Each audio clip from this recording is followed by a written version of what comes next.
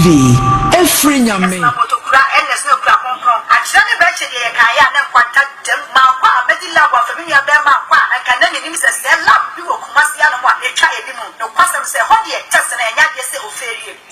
hospital. Now Dr. Nakacho say I did say Wojim. And now in one person only say, oh, I did say Wojim. I did it is a typhoid, a hepatitis B and C, diabetes, a situation. Cancer, a 20 petrimu, you're from and a from them, and a from and now we are now would be, and a fake and HIV test up as a way. You know, over to me, I said, I'm about when you're not. I want you to say, I was actually doing at them. And I am maybe my one person to attempt. It's in the maybe I'm watching and I'm what are the would do matter? Me won't send me the mount is to Sukasa to Mobiama. So, sing your puna, Nema me kuna, who didn't tell our bedroom. Father Betoso. Father, so say, and your puna, and yet no share the bedroom. No more dear Anna Joe. Ma wouldn't continue back up in Pumum. Macodin, and some the court. Sanya was she in the crew. Nayalomo. Aloma, Galoma, a cabbage lobby. Tisanya Punanoa. Yet then, mammy, who shall open the cutia 17 years in the Ukunu no nada. Pano Ukunu see Nina. And of your Tina won't hear me. Commander, Usonia did not tell me one summer Mebusano. Okay, good. And you won't plan on one. Yet then I'll catch up my miss 17 years in another. Sabi sit Nasimon or Ninadian. Plan one, we had in your same information when you know. Angela, then that's some of that. Men can't now what could you feel? I will put out. So could you let me go? I'm a job is all my men can say, I do. I do not Mammy, Anna, then my say, about to take my bag, or about a part on the same time.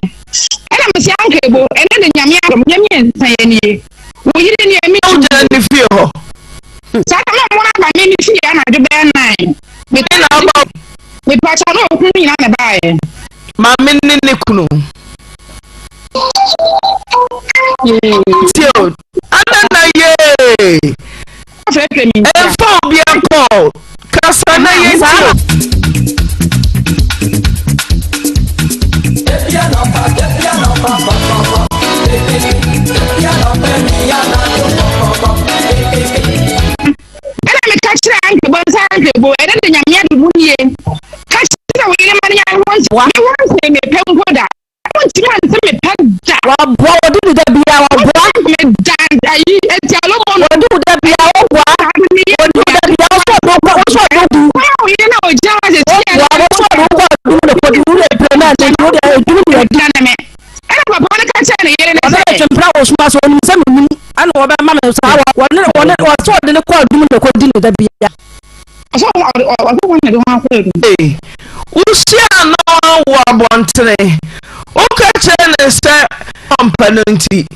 on 2 3 fiongo. Ye. Okay, now wanka. Minimum patia. What's what the boys are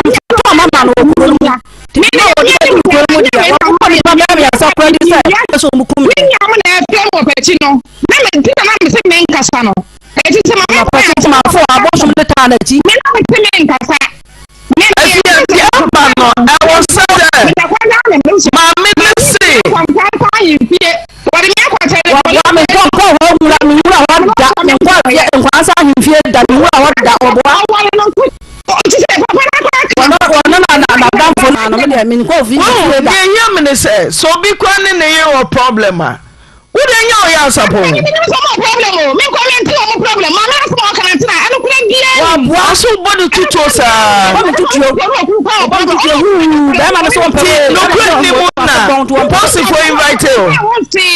me say wonya ne hwe woni ni asam ana asam ko police station onto an woni fie ana asam ko police station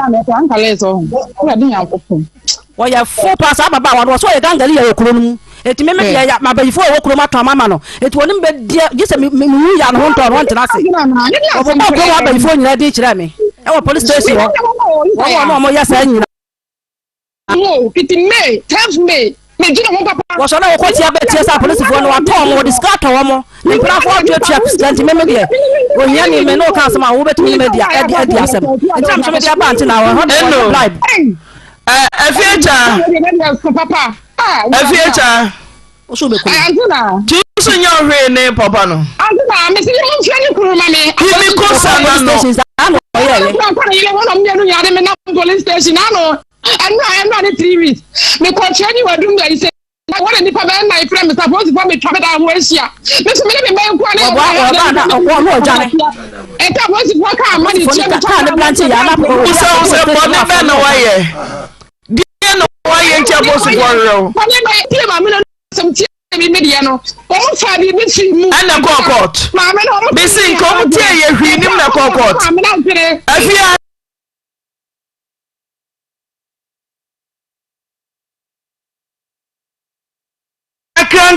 kakra oka December ho a na wo hu se onyankopon na basa na kutawu mu onyankopon one wadi ni yie ne hwe sopa ne bambo odi watcha December 2nd and then so a special voting ukoko in some job for at omatapo and then again some job for omatapo aha ya betapo according to senior your person your man Ghana ekoso bicheche mu nyina senior mapomu ye no migidi so obia so apomu ye ya mama trust ne ye ntena kosi se no nan ebebo to far yes brekra so for my feedback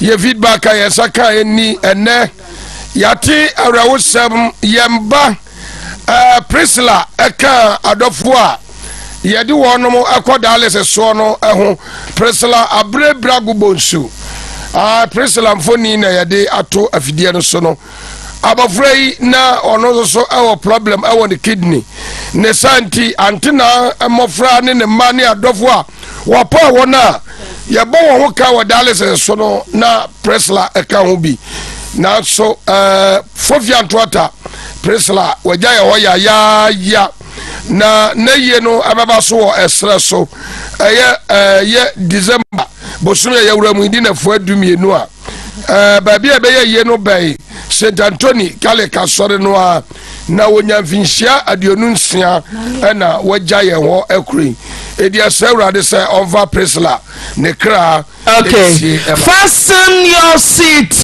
belts miam mami esi want to say bacha me hoye ewie bacha ewie iboko minimi kun na wo labelia camp abeku ye friend Kofi Daniel wa wari mienu we si fie mienu obi ani ne fie meni na wo mienu Tutu awa yeso na una dikai meta wale yeso to say mpacha onhwan kwala no meni na wo mienu onhwan kwala no nti aba ne se magi loan na me de akọ nya me be kire akwa akototo nioma Otumfuo plus nti magi loan na me de koye nti me kono me kra no ba no ni fie nti me fra no phone so ka kire ne se me call because of onhwan kwala ni nti me kono me ka di pa ba me ja me bebe ma when you 14 years e wo fie ho na me koye nti me koye nioma tuto no mu na ya ho network ni nya adwuma na me kwaso no me nkita phone nti me so wa phone na ya meje na me de ayekọ na me bi se nkola no ase homo ho tise netie nti me bi se omo no me fra no nkola ni ska na me ja no won ko nhwe no na ma sanse ni ska ma nkola no do ko school ni books ni bi bia me na me to nti da ko na me se me Friday na me se me ka sen no mo so ma flam sa mu nyame na me kura ton fie no na me se wa ton fie se sen ono amu no nhwe nkola no eya de no ton fie ende da de ni de manda nti me sane nyama no wie no ka no so 2:11 o'clock nti me sane nyama no wie no me ko me ja akora we wo ekora na so na bleje do me san ko back na me ka fa akora no na me de ne ye dem eba akra na mo hwe san pa se wa ton fie na nti mafa akram de no ba ya no mbodu ho 7 o'clock am pass no waton fie ma omu twa fence wo na in fact ni misunye me ba no wa yi no me nyina afifia ho mo na me frɛ no phone so aka cha me sɛ ono de ka nti waton fie na ono du tua no ho ka no wie na oton fie wie ni o kae no o de ato abobo ya ani moto nti no ono mintum fifie ho mo na me so what unimi awo mienu wa ye me ho ade ade nti mintum fifie ho ma me wu kra wa mma hwate ti no ha odi me famu me ba na me baba man so ti fie me am sam deep am sam da kora we go school ade nti o ye ma de ye se o si an ne yiri pani no ne ba no o si o ne ba no we school wa nya school nti no yo ko bo sia no da kora no go school nti Tommy Danny di tuaka na me se me mpene so nti me bant na wa ntena ndi me fie mame ba ye fie ndo mami ese ma wanye fie se ba cha me wo 30 years ukwa wale fie se ni ba cha 12 years na me tifi 30 mukra na on fie se na ukota wale so ba cha no amena de no ma mi o na wo fie se na ukota obi ni ne kunu ukota da wale so ba cha no mo 16 years ba odi me wu me be peni na me bo 16 years na ukota obi awale so man ba cha no minimi se o wayele o ma me na de me koy na o ma me de no ko wa musase a be me na wo yere he na o tie de na ba mpa cha mra me koy ni lo fie woni de na o ba bia ni ho anya me nwa sese se o ne yere nete me bo a se wa lo du ni ma nyina ko be se o lo du koy se ana da bi o lo du ni ma ne ko he o ko na yelo o lo du ni ma ko he Femi na katem olodu cheso di lo ni 12 years olodu ni man he no de koy o de ko de yelo na wonim pa ye wo de anganje so okoto sumienu na wonim ye ni ye ho no ko na wonim mpacho sata me no ni me awo me be peni no enti oni wa wonti ukopia na yere na fri ona wo akosa o ana wo beto so by force na 12 years wa bona boso twe dia na aba after 12 years no wo so ko na yere ho ba ma mpacho entem titi yes atam na menye me no wan fi me enti na che no san ba ye ono ma me ba ye se oba tan na hwa ne benti oboti me ba no me ma hwa me ba enti nya se me na tran ya for 12 years no onim ye ja me forget ko fi ansa ansa ma me be free me mpo making nanka sene a wuso yi de bin kanfo se obi ni ne kunu abo mo breast si o madan no ya de wo 18 years 16 years ma se kona kota ho man pa cho me ko no nsi fie no nan oni ne yiri ni dan da bi me ba system no mu na osisi ti wo da obabo na yiri ana se na obabo o pa che se wo na di san ba he man pa cho me ya de pa o za wo ya de se na yiri pa che nya sa me pa che se me ya adwuma pa se wo se wo ba ye no nti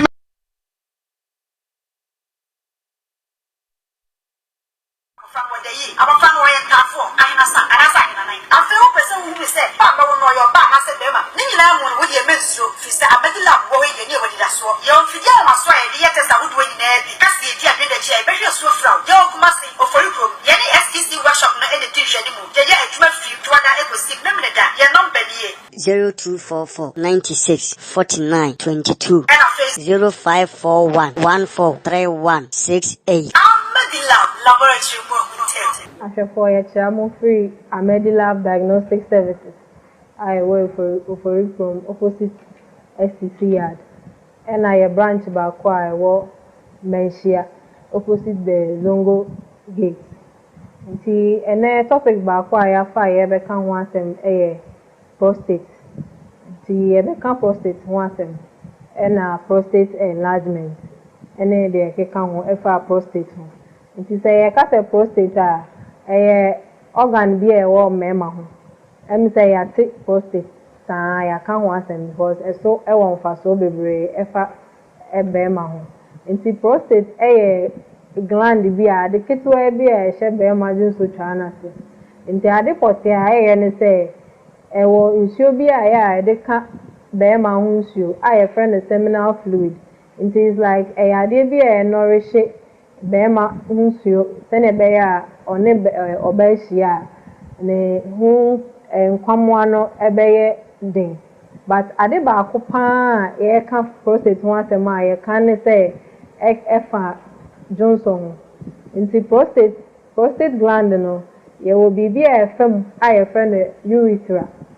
That is baby a be ma o Johnson fa nti ho na ye be kan ho asem nti prostate gland no ade bi a se obema enyini a na eno nso eye kese nti mostly no ye advice se bema bia se unya be 40 years kwa se utu anamo eba a medical services ebe regular checkups at least every 6 months bia ana one year bia ebe checking on the size of the prostate no nti ye wo from the yesuan no ye wo sizes are ye shy hu say we no size no ye normal ana say kese nti say ka prostate enlargement ye be ka say den prostate enlargement broni can be BPH, benign prostate hypertrophy and hyperplasia no.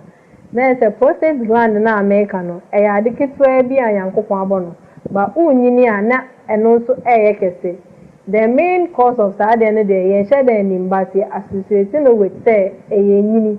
Be ma nyini na ne ho system no ne hormones na e ma ne ye be ma na eno so jojo. Nti from no na ama prostate gland no so kese na de how bebre abre no mostly no ade bi a ka se etaye familiar nti say bi a o papa bi enya prostate enlargement also o high risk say o prostate no unyini a be kese nti so o na o papa bi ana o na bi enya prostate enlargement ama no problems and say also a woman a obe checking on as young as oye no say bia o 30 years cry 40 years obe checking on prostate size no ehwe nti mostly no say ka say prostate enlargement problems bi etimede ba ma ho ne say obre wo Johnson ho nti mostly no be hun say obi ho a o Johnson a be ma na Johnson tentem nti e be friend frequent urination o Johnson ya be 20 minutes na Johnson extend no Ojonso ya anasa Johnson side no. And a lot of times no complain and call for a time nocturia, which is a numeric anajo Johnson. Into be say instead of say be obe sorry be 1 or 2 times in the night at Johnson no, or to me sorry be 5 to 6 to 7 times. Into sano crowd in the main ye. Obi so ho say o Johnson na o feel say Johnson one Johnson nyina obehun se na ne bladder no ofilisa stila junso kakra ewo ne junso twanu obi so ha so junso obehun se ye fe bibi dribbling obehun so oba junso no na stila junso ne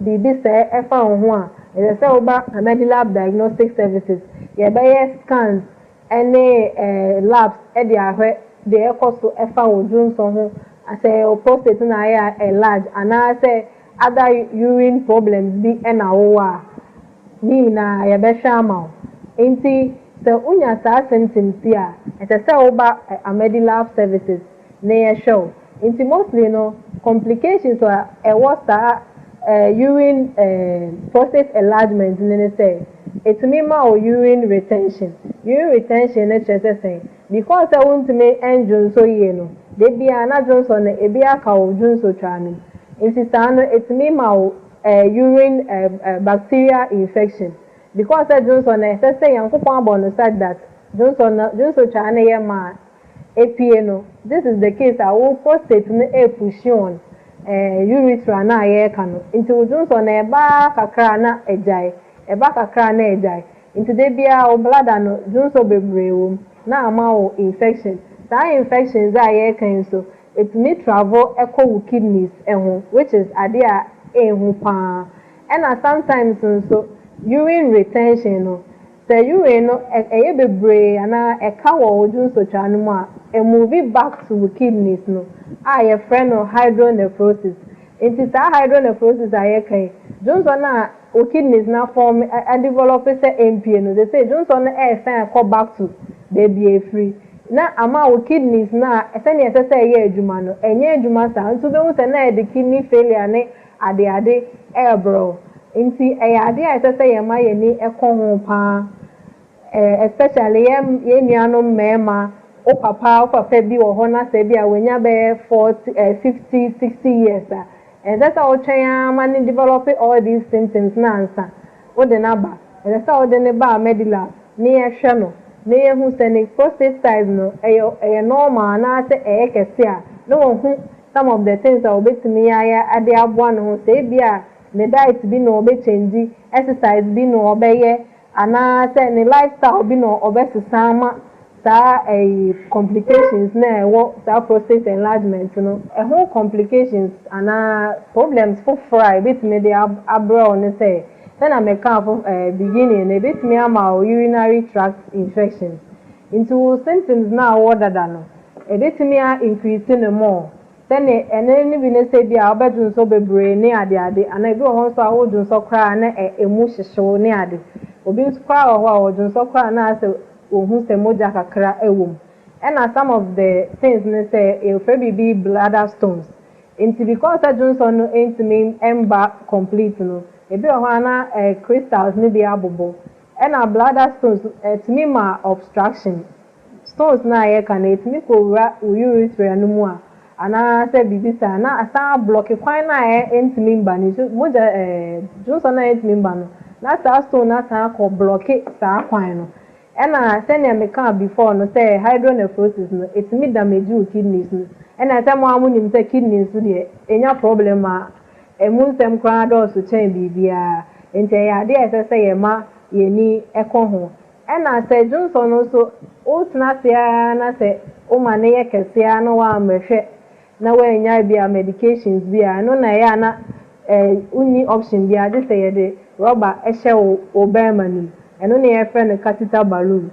and also a home complications the brain discomfort ne ade and I said you say be make way e hye kra only ohun kafo intimacia because of rubber na hye wase no and prostate enlargement na ye kan ho asem no e betimi aba say prostate enlargement keke e bia kese keke na aye friend BPH e betimi aba nso say kese na aye no cancer ewo nti efe bibi nso prostate cancer ba ni na no because the symptoms na koye very similar to one another no untimi nka say we me dey nye cancer na me dey ye cancer this oba e ma ye hwe say ye check your prostate size na ye hwe say we ne dey abnormally enlarged and I say ye sha growth bi be ma ye wo other labs bi a ye betimi ara na ama o ebi ne say ye betimi aye PSA prostate aye friend prostate specific antigen it means say your levels be a etimi di hu say o we na for me within the normal level and I say e was sora and I san what biopsy I no ne ye beti prostate no hu kakra bi e de akọ e de aye ho lab ni ya hwe say ampa prostate cancer na ebi wo moja mu and I say ebi ni and the best thing about the good thing about prostate cancer no say uhun ntem a yetimi eso anontem ema so uhun ntem na say e first stage no that is located within prostate na mu a na say treatment no so aye simple but so utna say na say bia wo dwen say wo den ntisa ana wo adwen ya wo say me den ntimi nye prostate cancer nti na wo de te ho na ye fe bibi metastasis na ebia prostate cancer cells na move call blood and money or other organs na then by the time now be no na after they are too late and the other complications are abrewa anka uba amedi lab ntem ma yehwe mawa and rusa inti and only some of the things are be cancer prostate ho inti as I say obebe maybe a wo ho from 40 years or even less than that and our papa bi and na na bi o fi or complaining all these symptoms na ya kana say so de ne ba amedi lab ni yehwe no yɛhwɛ ne prostate ne ne kidneys ne bibia yɛyɛ urological examination ɛma no hwɛ ɛma yɛhu sɛ bia problem bi ɛwɔ ne urinary tract ne mu anaasɛ bibia ni ma nti amedilab yɛwɔ oforikrom opposite STC yard ɛna yɛ number ofrɛ a wobɛnya yɛwɔ so ɛni 0541 143 168 ɛna yɛwɔ san wɔ other branch ɛwɔ menhyia wokɔ hɔ nso a yɛbɛhwɛ wo kama nanom si esnamoto kura ns no kura konkron akyerɛ ne bɛkyɛ deɛ yɛka yɛ a ne nkwanta gyam ma nkɔ a mɛdi lab a fami nua bɛma nkɔ a nka na n'anim sɛ sɛ lab bi wɔ kumase ano mu a ɛtwa yɛ bi mu no kwasɛm sɛ hɔ deɛ test na ɛnya deɛ sɛ ofɛrie sɛ wakɔ hospital na doctor naka kyerɛ sɛ yadeɛ bi sɛ wɔ mogyam anaa ɔwɔ ɔmpɛ sɛ ɔhunu sɛ wowɔ yadeɛ bi sɛ wɔ mogyam yadeɛ bi tete sɛ typhoid afei hepatitis B and C diabetes ɛyɛ sikyi yadeɛ cancer yɛtɔ nipa tiri mu yɛyɛ funu ɛna fo bɛɛma ɛna afei wobɛyɛ koraa no na brɛbɔ mu yadeɛ na wɔ bi ɛna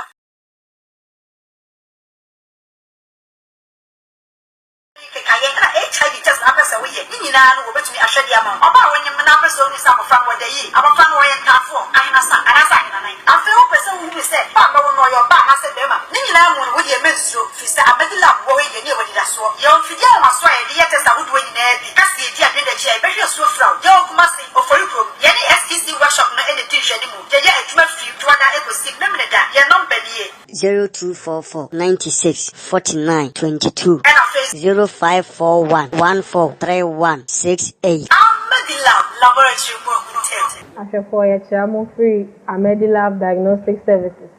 I work for from opposite.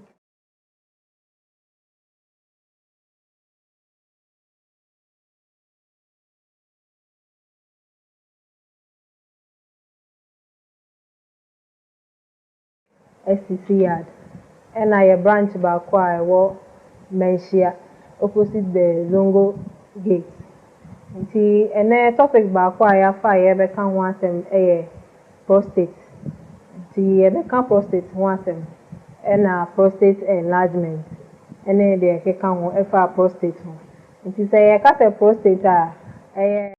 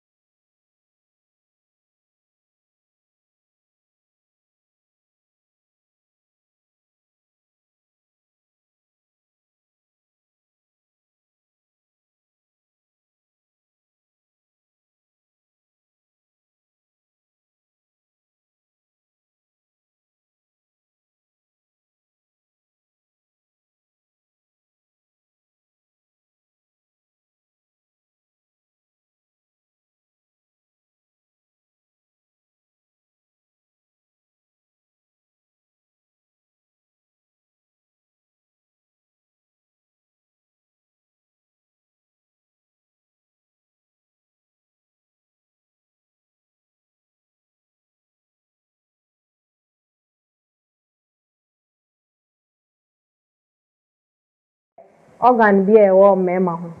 Ɛmi sɛ yɛate prostate saa yɛaka ho asɛm because ɛso ɛwɔ mfasoɔ bebree ɛfa ɛbarima ho. Nti prostate ɛyɛ gland bi a ade ketewa bi a ɛhyɛ barima de nso twa n'ase. Nti ade pɔtee a ɛyɛ ne sɛ ɛwɔ nsuo bi a ɛyɛ a yɛde ka barima ho nsuo a yɛfrɛ no seminal fluid.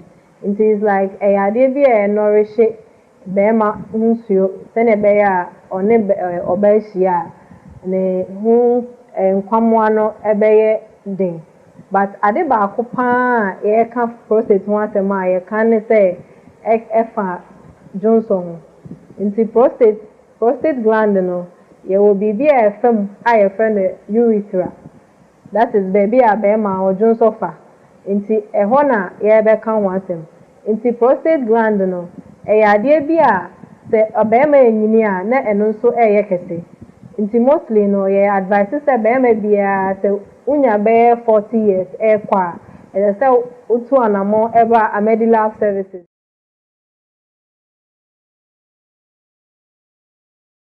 for 8 months ana me ya jungo nso to body de sabe no waja yire ho nyesa ba jo se waja yire ho ana anu we ya ne se oba no nya no me da so ne nete hwe ne se tinete companionship yes e tinete say woni ne da sorry e mo yes ebo mu bon komobo companionship ya wade ne say wakofa ba foforo ana onu kwa na ada ne nchen na wo yiri tini so wakete so ma ndam nchen oda bi oda wo be for man to come see wo we je cha okra say me mpoda come down je e fie ne de no missing come down je me mpo me mpa na yimpo missing come down je missing come down je ye ka say bra ba to so watamo niema uko mpo no nya ho ade after 6 years hu say still on na yire wo ho na wo prema na ye ho ade no mo ye medu me say na wa wie ye ni afedi o ya waduro ma say me de me na wo mienu kwa de afie ni de say ni de sa na onim dodo na iraje ne ile waji fie dodo say an say wo mienu ntimi so me de ba hwa wo mienu ne no say wasi fie mienu no so wo ni sa hwa na si fie mienu say ba me no wasi ntimi so me won kwala so de ye ne yasi o so ba ji fie ba ho me so me je me de say ni de na awari akọ half time wo ko 6 years half time no now about 2 years reserve fie no nya say fie no wasi an nam so yes wo ko 6 years 6 years ani awari an hwan kwala nti o no nam so sani awari say wo ko half time 6 years no abebo no ye second half 6 and second half no many years bi sata me na me yin se me be pani na me kwa wa hwan kwakwala no nti obawi akwala no de ne kwa akra no e na me se me ma me sata ma me tase na se wo ba ko wo na wo se wo ko ye no amaw nukreni so ko ye se na wonim no wadwen sompo a wo ko wo se papa nko ne ne yire ne ne mba enete ti wo sa ko biom eja padi enti o man ba cho so o si dan na me ba sitim mu na on na system ni wo ba mu senko me ba fie na wo go half time 6 years enti ya ba na ya be si fie no de so ha ide obaton dan no me so meje because me na wo mienu na na te hin ye ton da wa hu ba cho no man na me kasa me kwa kwan so o kwan so mfie sai da bi me ya nche bia na me kwa kwan so o kwan so mfie sai 1 month ti within 1 month na waton da wa hu me hu ma me ehwa na wote mama ye no ehwa na wote da bi o se me kwa ye ni ehwa na wote ayi kwa na so wana edana wo se wo je no ehwa na meti ma me ni ma nyina agum ti kwan so 1 month na akoi mba cha se me kwa ye no hu se skanu so enti me kwa na ma sen ni nua ma no mu discount se ka mu yadura na ko ba betre fe na mu de me be ya ko school because sem na no me pese me hu se efie na wo se wo je no ehọ na wote na kwan so na wo koi mpacha ya kwa na mete me ba wo hoses Daniel mommy eno kresa ahọ no ti e kan ko ba ebe 2 years no medical trade si no say e ka se ni makodi me tene mo enfa Daniel obua nti me pese me ton me si afie ba kwa ma me yiri peni no ana ma se be si keto ba ko so bia keto nti no nti me se me ton keto ne de no wasase nti na keto de na abato ma na ni ko bia me tuma pa to sense bible kasa so yiri peni o yiri peni bible kasa say yiri peni na wonim se bible kasa say yiri peni na wa ma wani anka wa bra mu nso obobum kwasia ana yiri peni de ya nya no bona yiri peni na de se de ni fie ni che no bible kasa say yiri peni se bible fa here wa bible ma hu che na me jufie no ya wa bible no ma hu che mi PTO we waste time to ma wu mi me de ko tube se ni 2 years I got 2 area ho na pass as na ni se condition si ni ko ko tinjanshi atumi so se me tia kana ma ba ji fie ana me se ana when you be a dianton. Say, Oba Kiki, I'm a man, Miss Mian Fee, and I'm a coffee. Brana will sit down one day. No, Madia. Madam, I'm some more moon, I'm with Budimbra. I'm just a woman, we are. If you don't know, will move, just wouldn't the Badu is on my own will. Oh, yeah, Yanka, so one I will. So when you're banning Bob Brandon Qua, dear.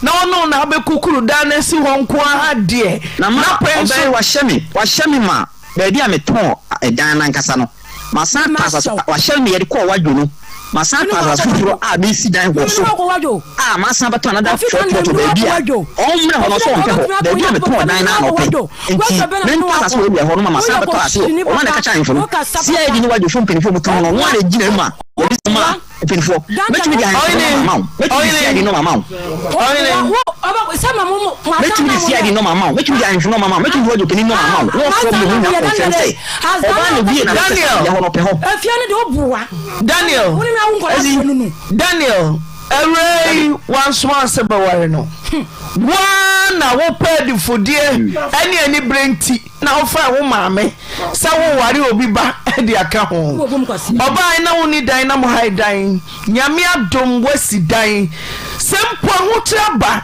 na ye o yire panika woni oba keto yi ayo ni yire panika sika na ho ba na di ko shi sa wo ho ba na shi mo no dia dance Daniel we ya dan a wo yire keto yi one ne matim untumi nton dan wo bra oba ni ne ma no one dey man ka get mama misi Madam, I'm testing I know mama. I'm testing what you know mama. I'm testing I am for you now mama. Na so now me ya. That's the people say go say. Ko sinse wo si fofra wo nwe, omo sinse wie mo hu. Madam, omo sinse wie, me hanga o man wo wie. You be can say. Me we da na mama Daniel, yanka sa bia. What's the name catch on? Obi an suma se ware mienu. Daniel obi an show se ware mienu. Wa na wo se wani brade enti wo ma memfo opamre o. Ode bre wo so wa ye ne ho ade asa de ama o. Edan a woni ne madam. Wa mo na mane. What Tom say? Who be sifufro na sifufra? One catch on some life guaranteed. Who did the answer? No ba no je ko sibi onu. Oni Jai man kasa. And I'm saying, my family, no, mama. One family. I mean, what do you family? Evidence for mama. Mommy, I'm told them, obeying and may have you, because Tommy, what am I doing? They were dying on bedroom. I'm better. My rent to die, my dick, I went to die. And now I'm better house. Mommy, don't tell me. Daniel Obua, you better than you. Medical rent to die. And almost see Chile who went to be just to have seen system horn. And yes, I can't just more sorry was a cake. It's really a man people to this week. I've been in Zamba Bama Pa. We are Zamba Pa. I see. Be a ten demo. Let me show you. Where would you have us? Daniel, must have been just with the it's all about who ya. We didn't out in the something at you. Because you're about the woman to go. So must have been change your I focus. Why I hold my first we did 6 years, 8 years. Papa, I say, I want to know the I want to know what Daniel, one of the Casa. So Bobum Quasia, Webum Corano Quasia, into Daniel. Daniel, but don't tell me. Wait, I am now. May a Beman and Quasibunia, until be Trinity. If you're near, obey, why and what dear? Yet Tosumia no, baby, I won't turn your baby, I won't tear. Now, more die. To mean ton dying. Wabra, we on him. Madame, I said, Luciana or Demon on my mouth. I mean, not that Luciana, madam. The more I say,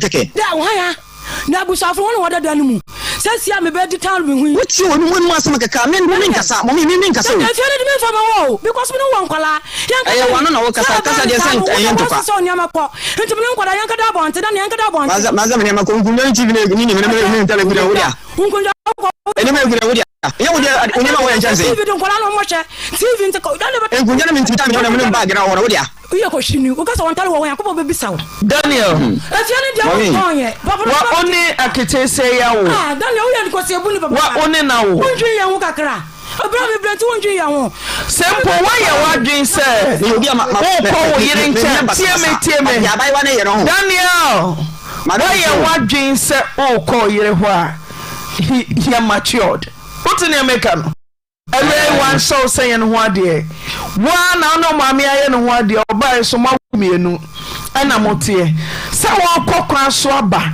na waton madam kan ya no kwencha city na person kan na ba 2 years new ye 2 years new on wan kase ni ma me ne kan ho asem me to sa kan wo dio me say ntanka kan ti ubada ye na wo se me busa wo se mi se kampa ba dentina ono ne de na oton wo se yire pani de sanso na be ma so nsi so ma san no ham o ma o for second aware dodo a yenyo kona kobu se sikafo mo ye aware dodo sai ma wo se ye no ukwa busam obia ne so ni fie obia ne ka na awotra mama sikani aware num ne miensa kasa me kotoire ye keto ye adin no sa she me ma sa tika o do bi na pa ha se onim se sa bi no retrim se on pene manya o pesada na no tu she me se pa se mi si dan adin to esa me ma so wai na me ba ye wo da bia wo na no wo ka cha wo job ka malam shop me brother ya wo ko me ma mo kwama ya dan se me ku kuma so timi ku baba yo dua o pa me amfa ai ma ko bo wa dia on san sam na ko ka o ko bo wa dia ta mo no so a Yankobo afia ka sa me po chomia na me ka sa mo na ko bo nua ko mo twa infiti wo di na ko ka sa on ka sa ma ayen fo ni ntum si ko ta ase ne brother sin da bi si fo ni ntum si ko ta ase si da ma no o ni twa twa mo dia me ko baba yo dua na ta mo so eno so ye ne pakum Daniel o di be sha da Daniel mi asekwa se na December 2nd o ti ase o ti na make me say Daniel ko se madam ka se won ko tim ma ga mo tum be jere mi se mo ho ka mo ko tim mo be jere mi Yankobo hu mo bo sa no ti o sa no ti e o jo ma no o ma no ko bi no wo mo no me bobu bi mo jo mo o be ja ne ma ho me me ja me ma ho Yankobo hu mo me de ne sha sa wo ti na make no so ni sa go na mu efi ni tiri so ko si ne nan se bi tu na ye be sa why not obi o di ntro no sa me si ni tiri so ko si ne nan asamba ye de ano na ka o enye ni pakum o si na make ntro wọ́n wọ́n busia fún abatina asem ana yẹ kọ́ wájú mọ́jà abatina asem mọ́ sẹ́ wọ́n sì area hɔ no ne kɔ tɔ kan proto baabi wọ́n sì wọ́n pɛ hɔ ana wọ́n fún n'aba ma wọ́n kyerɛ sɛ wọ́n sì pɛ area hɔ n'ama sɛ pasa so area hɔ ase esi dan wɔn ma wọ́n bi wọ́n kɛtɛm sɛ ɛno deɛ wọ́n ti mi na wɔpɛ yɛ dua kɔ sɛ boro fún wiase ɔdun yansa. Daniel mi ndi usika o since yɛ di usika. woyɛ kwasia paa wo maame sɛ ɔnam ɔno woyɛ kwasia ba papa. Yankobo bɛ bisa wo Daniel mi yɛ wo Yankobo bɛ bisa kwasia bu awudi bu mi ne kwasia bu awudi bu abɔnte se fɔ. Bana baji dan so wo pipes right oyine wo pipes baji oyine danu podo wo bua oyine bra wo pipes ndio baji oyine mami emra wo Ghana o ti na emeka ho pa mami me fa me akete se by now high dan anya hwe kura no nyame ehira wa ma wasi adan asisie eyade ba ko Nyankopon onpe kura madam se ni sisi no emi o fa se me na obi da o ton dan se onko pe baby na ukosi fufuro se o tu siya se me na o ton o se no mo na me se o ton o se no mo mommy ehi no mo na o ton o se o mamie no ade o be ehi no mo na mommy ba jo tie me kakra me tie ebra me ton dan na me ka kire ni fa na me ton dan pe pese me si dan foforo nti o mo me no mo na na me busa wo o se fa mbada no awatɔ no he na omona sana mebusa madam ni ti me si dan no ye deda kuru na si dan me ka ha ti omo si se ye o si on pe dan ya ha ko hwede ya dan ya o permanent dan enti mi dan to me dan da to bia ndem se me ho bia ndem e na mo hia me sadia ya bi o pese ye ho pa me gina so si dan e ma no pese bu mi ntinu enti me dan we ya abai wo bia bo me bu ye no be Bobo ya wo de sha wo no ma me de me manya bo Daniel ma wana jeno kwasi oba ma wana jeno don chan obum kwasi ya oba ma wana jeno dan obum kwasi ya ko be bisa o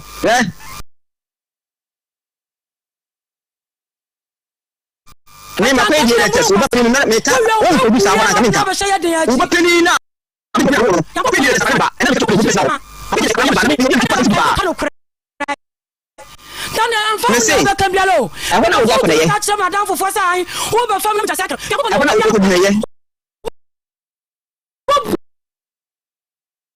Min do ata kan ko yeme ba mi si na am fa na ba wa na o de kasandi ni so afia no una boss ni boss no boss che me kwaje Daniel am fa ni so I want to go kwasia so I want to meche am fa ni so o in 10% kwasia bunu nete wa na masa obu kwasia papa no am ya ma hu mobo Yankopon hu mobo me nka hye Yankopon hu mobo me di me jama nkwala no enya mia amfa hu ni obeka Daniel ya difi kokotio kanu madam nyame adomo a per time na yen spoke na adanse ne o nkata ne odi ne woni amane no simple di ne excluding Nkoranza nyima maame no ne na ye ni ponti na me ton dance simple di ne yi usi nchen sanya wo ma maame wo ne na tena nya kwan no so ni se wo de 3 days plan now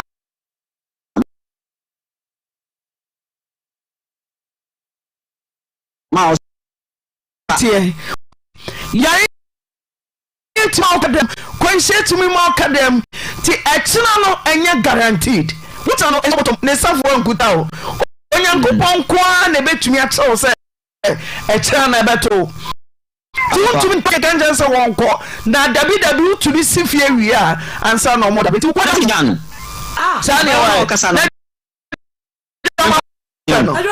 wala me me fa no ko me busia Juma for ba sia wa. Beto dan na me beto 20 plots. E baby se sadia. O me me shaba president. O se on pe ho. Oh. Ya fra busia na ba. Wan asma sam. Na dinda de me juma fa. Ifonu. Ani, ayfoni o me busia beto Daniel. Me se nyame ya domo a ebnada election. If you remember date fallout no say election say best name mbe hu ya na che best name name best saka ka ti ba ala yo ko ma ko sala ago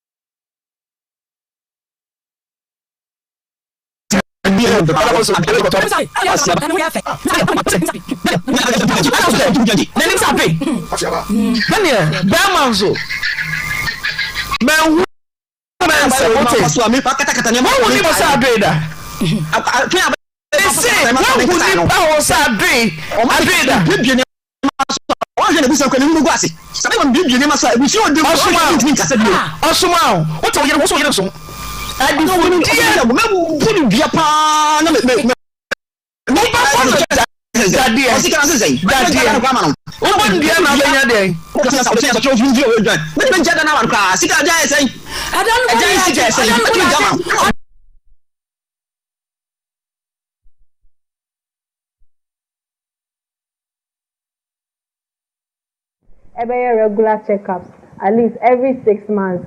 And 1 year beer. Ever checking on the size of the prostate. Into your from the years sizes are shy who say we no size me normal. And I say kese nti say prostate enlargement yɛbɛka sɛ den prostate enlargement broni no BPH benign prostate hypertrophy ana hyperplasia no na sɛ prostate gland na America no ade ketewa bi a Nyankopɔn abɔ no ba unyini a na ɛno nso kese the main cause of sad and the day be better than no casao and you must miss na 18 years I have money say a dear fonti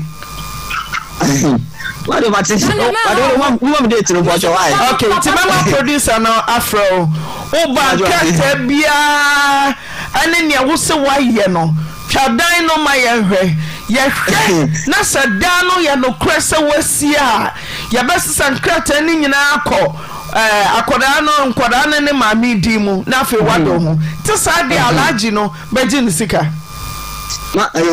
mate mi kasa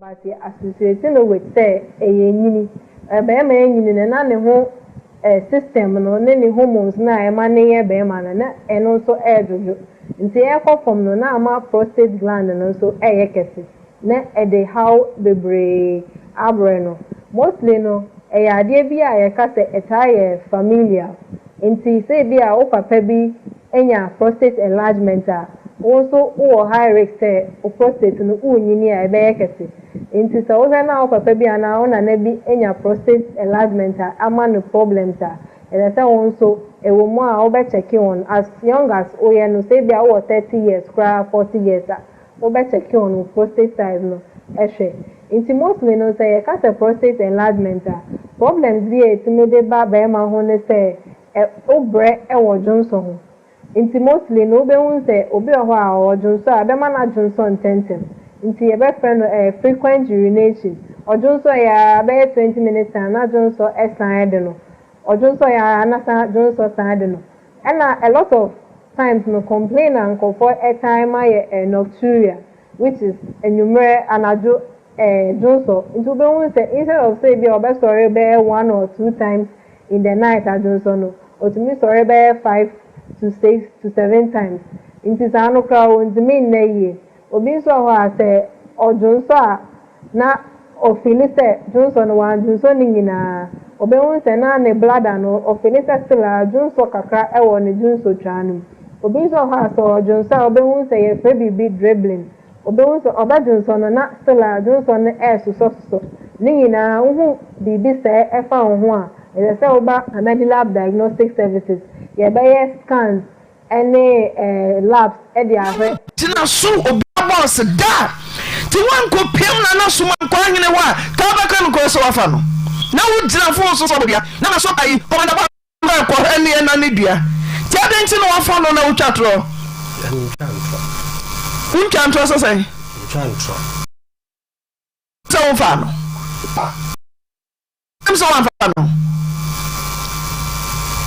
untantro nti de na obeto so untantro se a plano oso onyem no so no me so no me wabusia fisa akwara ga so onyem no me o ma me na se be ka hwe nchire tell me you are just joking watch me remember my so me see you are just joking where am I no me wase ma bai na ka did ka am kan so watumra akwa won nante ma ho next did ka mra na dwo sa akwara o ko school JHS wanyem no wonra se ensam na so ya fanta paka mu ansa no waje mfom so atum emna na wo ho yetimi do tum child's right protection no ye be miem wo mama na so ansa no waje atum wo bra nim se wafa ko aketo ai emna na wo dedi kan ye akora no sia de no akọ se twatro we see nyina sa won fa no afa de wa beka se wa fa no what would it be akra wo yini dua bo no mame fe na wo dani dua woni wo teta wisie adeɛ me kyini onipa bɔne asɔ ne mu na ntimi nka sɛ wei yɛ mfomsoɔ na mayɛ mepɔ mo kyɛw momfa me mfomsoɔ nkyɛ me na woyiyi na wo baabae na woyiyi na wo baabae na wo san de dua taa kyire wohwɛ akora a wote hɔ a wɔ size saa ha mu wei yɛte aman deɛ o sɛ wɔpene o sɛ wɔmpene o mmara no fi ne se kɔɔ ne firi sɛ wɔnyɛ mbɛsi n'anim a me ne frɛdi ne papa wu na woyɛ ahantan sɛm ne dwa egu ɔmo so ɛyɛ wato mama me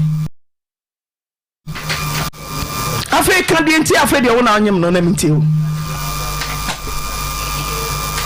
commander mo yɛ me tie fa hin no mo tie police ebe o go field onye me tie o deɛ nti afei deɛ wo se wo ano me tie yeah wo so the mamba me tie o demo kasa ya yankoi deɛ nti afei deɛ wagye atom no me tie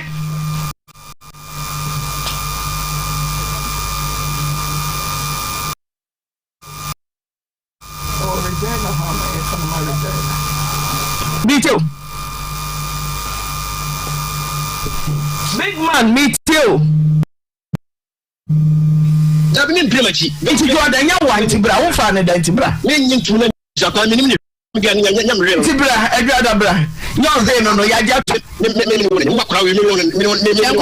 give me the anonymous Amiakla, who give me the anonymous Amiakla. I'm going to money. Well, now. So, big man. Now I answer Chronodia.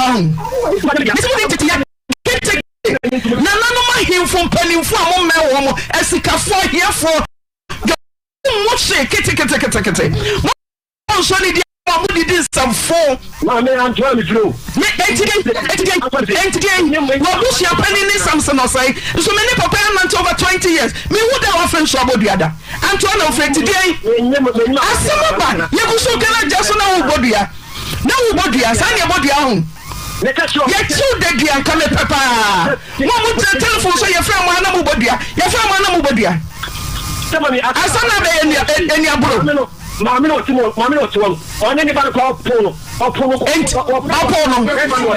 the bar. Who are the women? Catch them, Mammy Apple me. Who are the women? Mammy Apple, who found the way the women. And if I was in the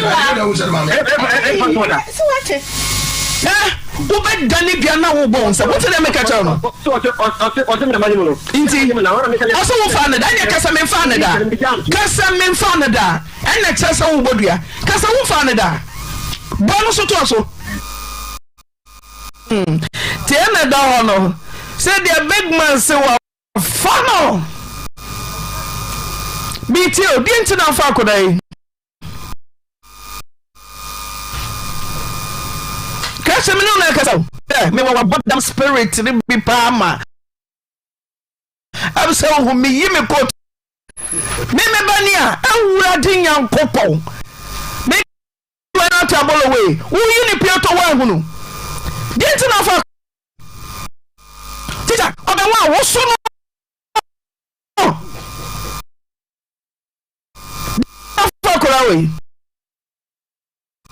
now tell me name that me who know what that so Piotr Namunese. When you offer come into the so Letitia when you was say at the 4 day.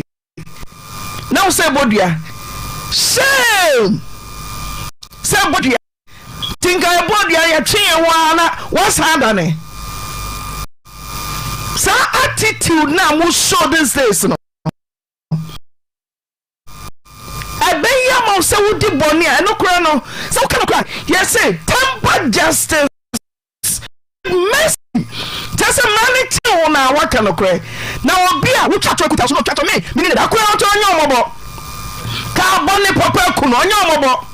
Now what that by just school fees. No one call him. Who can say? Then I may see a one mamre, ya mamre. One man Tim found a 2 winning. Who bet take what? Men I'm a catcher.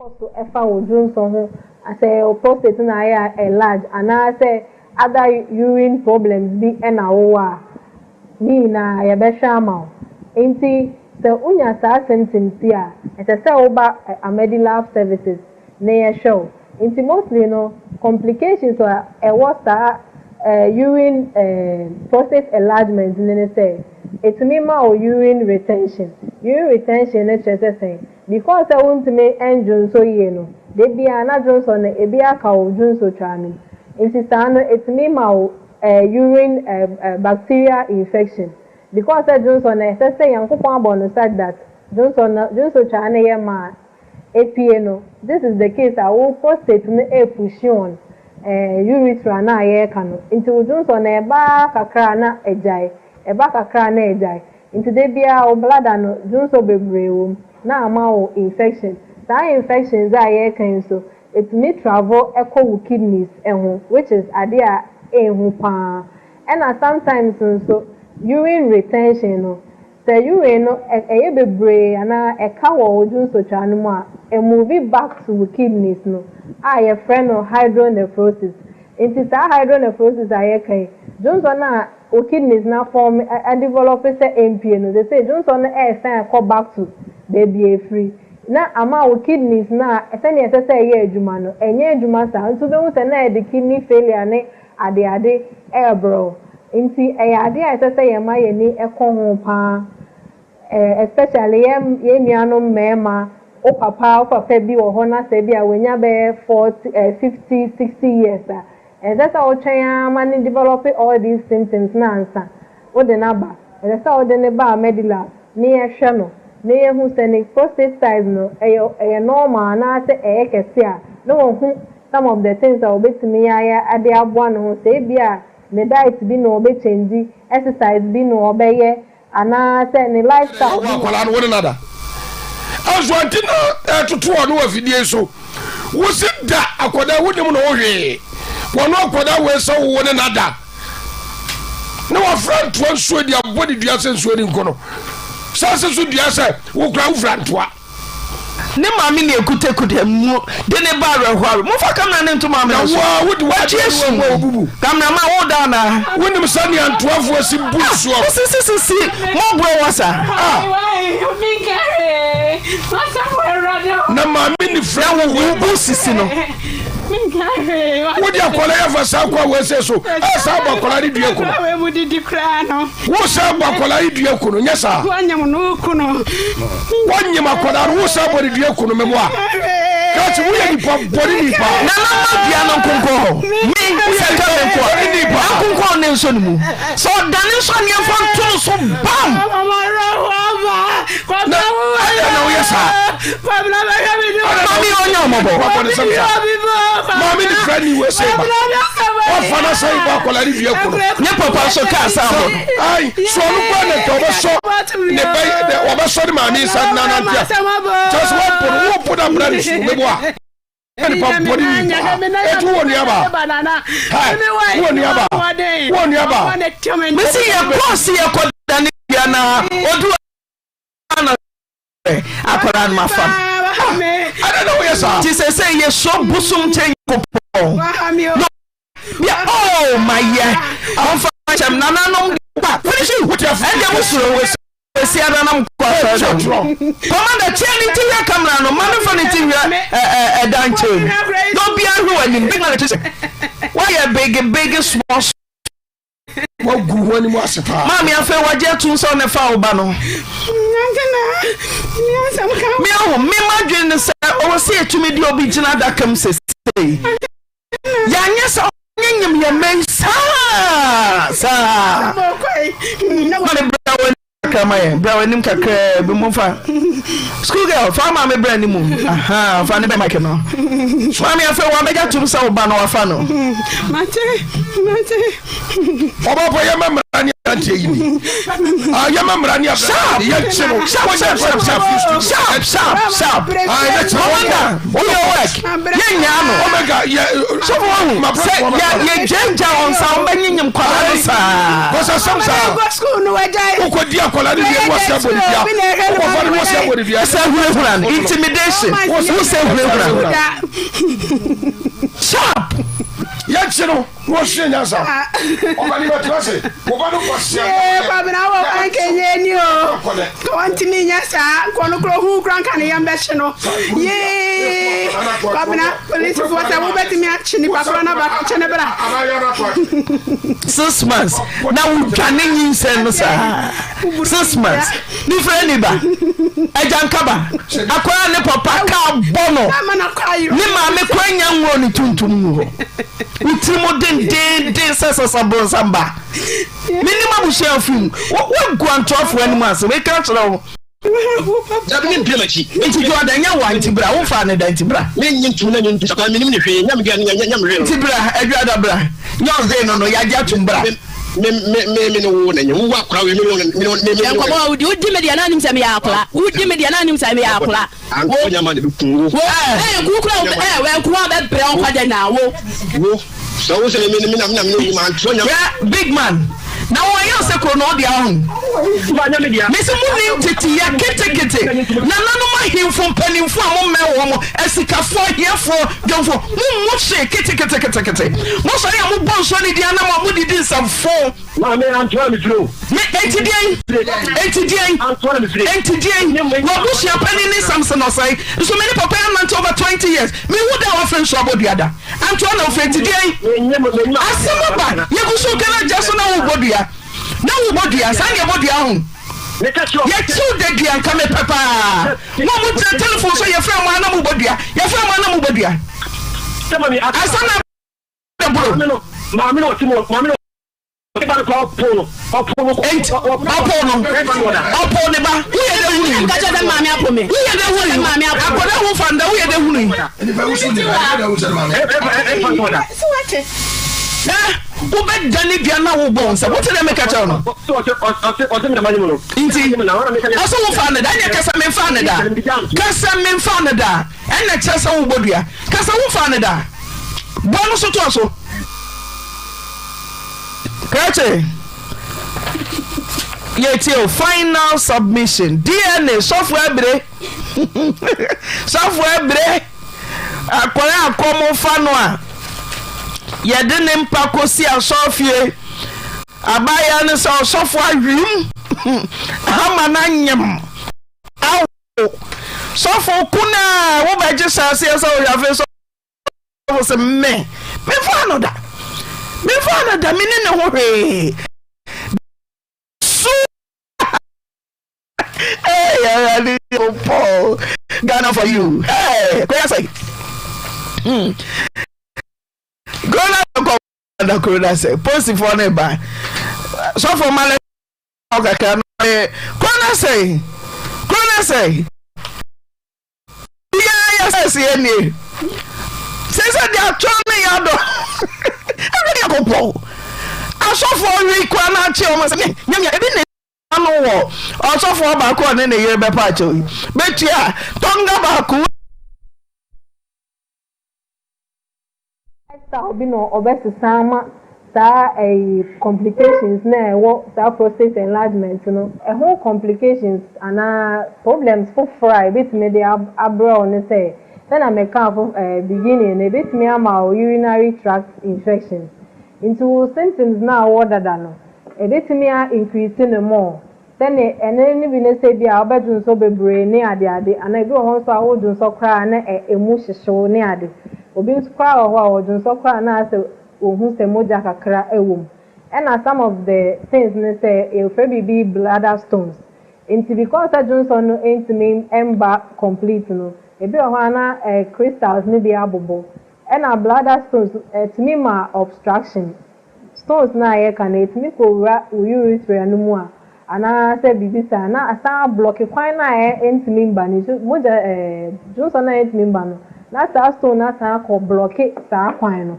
ɛna sɛnea meka before no sɛ hydronephrosis no ɛtumi damage wo kidneys no ɛna sɛ mo amonim sɛ kidneys so deɛ ɛnya problem a ɛmu nsɛm koraa dɔɔso kyɛn biribiara nti ɛyɛ adeɛ a ɛsɛ sɛ yɛma yɛni ɛkɔ ho ɛna sɛ Johnson no so wotena ase ara na sɛ woma ne yɛ kɛseɛ na wammɛhwɛ na wanya bi a medications bi a no na ɛyɛ na unni option bi a de sɛ yɛde rubber ɛhyɛ wo bɛrima no ɛno ne yɛfrɛ no catheter balloon ɛno nso ɛho complications bebree ne discomfort ne ade ɛna sɛ bio sɛ bɛrima yi kora wei ɛhyɛ wo koraa one ho kafo ntumi nhyia because of rubber na ɛhyɛ wase no ɛna prostate enlargement na yɛka ho asɛm no ebetumi aba sɛ ɛyɛ prostate enlargement kɛkɛ ebi akɛse kɛkɛ na ayɛ a yɛfrɛ no BPH ebetumi aba nso sɛ kɛse na ayɛ no cancer ɛwɔ nti yɛfrɛ biribi nso prostate cancer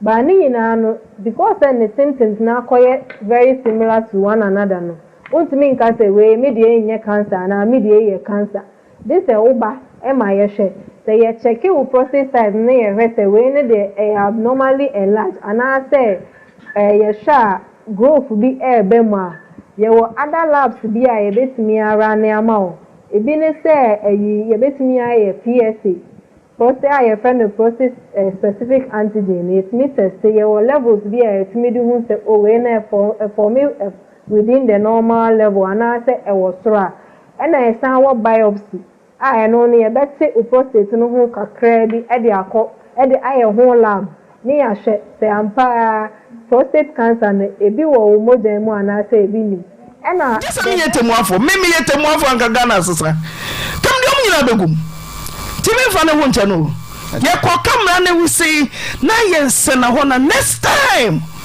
obi anyɛ bi ɛyɛ adɔɔso wayɛ mpo no ɔsɛ nyɛ mea antena wode mpatwɔ mestro sɔfo no mo hɔ ina de ɔmpatwɔ na abɛpatwɔ ɛgya metini ogyina ma nsa a wɔboro nnua kɛseɛ sɛ yɛde posifoɔ no aba wɔ fam wɛm ɛkyerɛ na nneɛma ma wobɛbɔ nsɛm ama me nonsense na sa ho GHS ne akɔla a wonyi ne pioto monkɔfa Child Protection Act ɛnyɛ adwuma ma me ɛhɔ ne yɛde bɛgyina mmara no sesɛn fa wɔ suani a ɔnso sɛ yɛwe no na wanyem no na bosomi nsia wo so wonyɛ wasɛdeɛ wonyi ntom krakye posifoɔ no aba deɛ kyɛ march forward onward Christian soldiers miafama Martin ajakye mame kwakye na ade mame nte sɛ mo se mo koka ne fie nka te kwa mame posifo na ba mu ne akire yakoka na nsɛm mo mame no ko besi mame nte sɛ mo se mo koka ne fie medical ka kyerɛ mo yɛ sa no mama hoɔden so ate yɛkɔ kamera ne wo sei na next time obi fa akwadaa bayo bi sɛ ɔbɛdwene ho fonti so for ebre fa Michael mame deɛ sɛ na de beto yɛ no ada wusu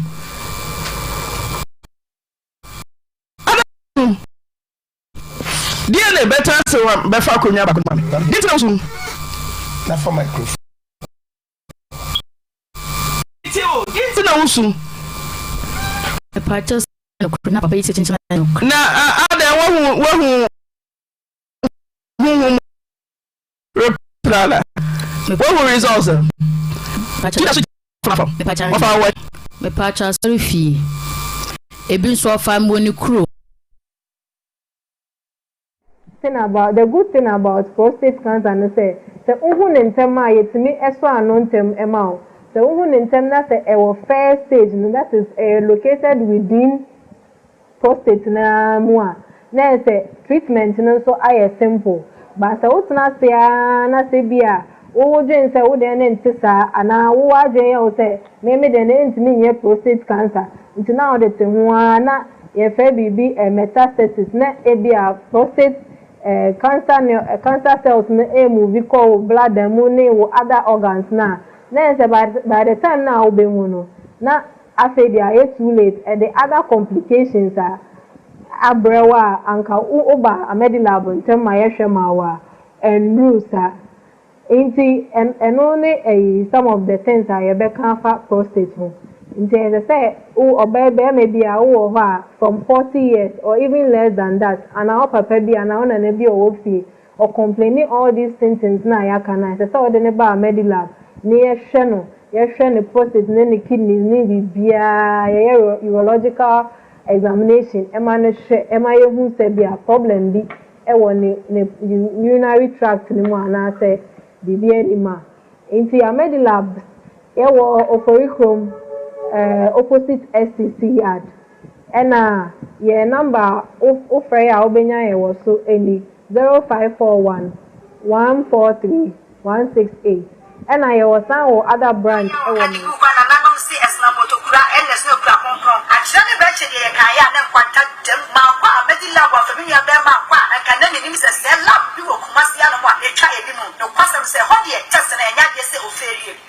Hospital. Now, Dr. Nakacho say, I did say, and now, what person only say, oh, I did say, oh, I did it is a typhoid, after hepatitis B and C, diabetes, cancer, 20 petrimu, from and a from them, and a from and another woman, and a fake HIV test numbers away. You know, but me, I should be among about when your numbers only some from what they eat, about from where and for, and a son, and a son. After all, person who said, Papa, no, your back, I said, Emma, Nina, with your menstrual, Fista, I bet you love going and you did as well. Young Fidel, my swear, the letters I would win there, because the idea of the chair, very so from your must or for you, Yanni STC workshop, no any teacher anymore. Jaya, it's my few to one echo sick, no minute, you're not belly. 0244 96 49 22 0541 1431 68.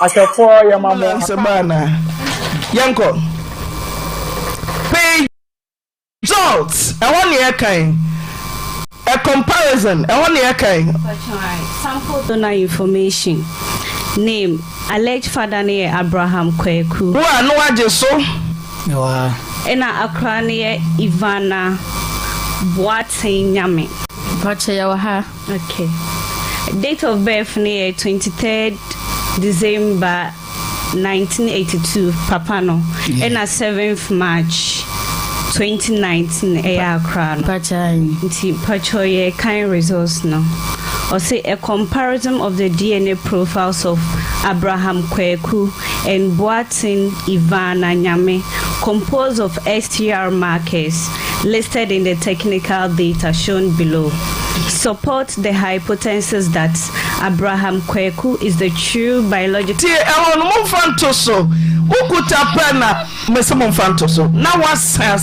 is the true biological I send me Osei Abraham is the true biological parent true biological parent of Boateng Ivana Nyame. It is 492482450 times more likely that Abraham Kweku is the true biological parent of Ivana Nyame than another untested individual of the same population. The probability percentage is 99.99%. Nibia. We're trying. When I was saying, Papa, your way. Also for 99.9. Yamiba, Saint Janesi. Now you are here. Yamiba, Saint Janesi. 99.99% true biological father. Also for when will be a uncle be one or to me no da. And you when will be a one them not to me be 99%. Yamiba, what will be that? What will be that? Also for every Abraham. Nano Kofo Kwakacho say your physical DNA, your rakure was so your pet, Momoma your pet, Mano your pet. What's happening to me? No chat, also for. Oh, so. And then me pay Safinat Pania, Mova Mami. Edine who? Abraham. Safinat Pania. Missy Mummy. Safinat Pania. Sofo Dine who? What's out to Odin? Sofo, what's out to Odin? Well, we ain't just what the my jay. Mucho 20% to dia. Also for I buy yesem from sona ba mia. Me na me ye. Cricky ban out to you are 99.99% true biological father. Fin out to the Yamniba Genesis. Exodus nyama waken kai besi revelation ti ukoda yinna nka hwe wasa betra ha se wo mfa no da wo bia mfa no da na ye true biological father o yere we adana de wama adana de o yere ma sofo se no du echi be de na be adana o yere na ma and from so obi anyone you perfect entina repentance against such a homa yen dabia ene kra watin kwaje samu repentance is a why ya dear wa from nyame akwa oh ade die me ye mre mafom munya amenka na ye mia nemom yensan hwe kire ma me say ba na ya mia ankasa na utiri ase anim nyina na wutwa tro sofo obi kura face him say sa na wo ne sister ne wukọ dodi ya no pepe hwede na wa ye ho poto sofo me se mo for Safinat ba ne ama me ana nyuma me de be ma no asofo bi no mo ye hu wa kwara akomo fa no ka oba sori fie no abenya adwen sachira oba sori fie mpo no atutu ne ho mama no na wabeye ogidi ni wasa akonyem no nyame asori dem na mu bu mo pan kese nyame asori dem mo sesu sisi modere no mercy call no I was etintim freno no ana freno also 99.99 what's the saying? Sofo kasa. Abaso we dey only sofo. Matu asi so. On kasa ni ehu ye ho ano. Na mu mbo na mu ye say, asofo mbo na dey hwe we na dey ha? Asofo mbo na dey hwe we ye dey agidi fo ye dey be dan. Ye mi nyira ka ye yam. Yampa ya yenya no yenya baba na sofo en ho fine. Praise God. And so no well boom. Imagine I am my professional late coma. Masabas. Asa na utiwe. Eh nti mu ni Safinat ba ne wa. Mu wo ayepa. Hey, wenyewe. Amane bo Omani a champion. Okay. Mwanya mo de enko. Mame, oba no papa na te onche no. Udam akomfa no mpo ka no kure. Na wa kenkan Bible free Genesis akosi Revelation. Wa guya ni mu ase poto. Kasa me enko e. Kacha de oba kacha suffer kacha say silent means do you know Becca? The meeting catches of a bracelet. Medium and quabofran. Obinim do beshi will be dachi. Or your madian in us, I was shining poor. I did back up pen and Sarah, this summer my thing. I met him that shab of fran. So by kind of cowman was I won't kind and cowman. A radded tea. Or by kind of come. Minisha me catchero. Empunuso, why you be a mammy? I shall see. Yes, akoba me say na wo de troti enokra de dia. De meka ne say. Hallelujah. Me de nyame ase. Praise God. Wait. Me pa chan. Ozo ote. Sofo ebre. Sofo ebre. Sofo ebre. Sofo. Ozo ni echa to na me nkomanim. Sofo kente. DNA for ya da se mo fa ba koma no. Okwa oma obi ento no bo asenkenkan. Na fa copy media na ma no. Man ba ko na ma ewra ne ba ko. Na ma dojo no mama ne ko ti phone ko Sofo Abraham na ma dojo. Hey! But your soft copy password. Okay. Ya na mo dia mine so. Okay. E da mo say. Akomo fo wan ko nua konfo ha ma ne nyi ho ne nka ne dia ho. Asa ko bu poison agu mu. Sofo mu. Sofo. Na mu ye wano, na no ba ye wano dendende se kwapra wi. Ha? Mu se nyame di ho. Ai mu samu gu nyame no ase mu na mu gu mu ani mu ase. Adai o me dwane ntu nyame akoa na ho me wono so na kom no on pa na wi ye ni. Wo na akwaji tu mu ka se wo ba ha no. Anya wa me ho osuma se. Where you bottom na no wa twa no bako tu ate no brɛ o adai na mo sanya nkopa adwuma obi a no first speaker no asikrom kekrede o ga ka se we wa bai fu o ompanya me Eba Amedi Lab Services any Amedi Alternative Clinic Amedi Lab Services ni Amedi Alternative Clinic laboratory services a ewo oporikom STC traffic light na say abra wo free chrome eba tech junction no o tra araga junction na the next traffic lights ewo opoku transport no o hwe won sanifa so a wo behu Amedi Lab Services wo free chrome airport tech junction ewo won sanifa so na wo free tech junction no so ba chrome a wonya tra suso asunsuo na wo ya bedru STC junction na wo hwe won sanifa so a won sabenkum so a Ubehu Amedi Alternative Clinic ni Amedi Lab Services. And then try the bremo no. Ya try afa infertility ho ana obi a wontimi wo. Ya ka infertility ana obi a wontimi wo a. Obroni beka say is a period of 12 months of unprotected intercourse during which pregnancy is not achieved.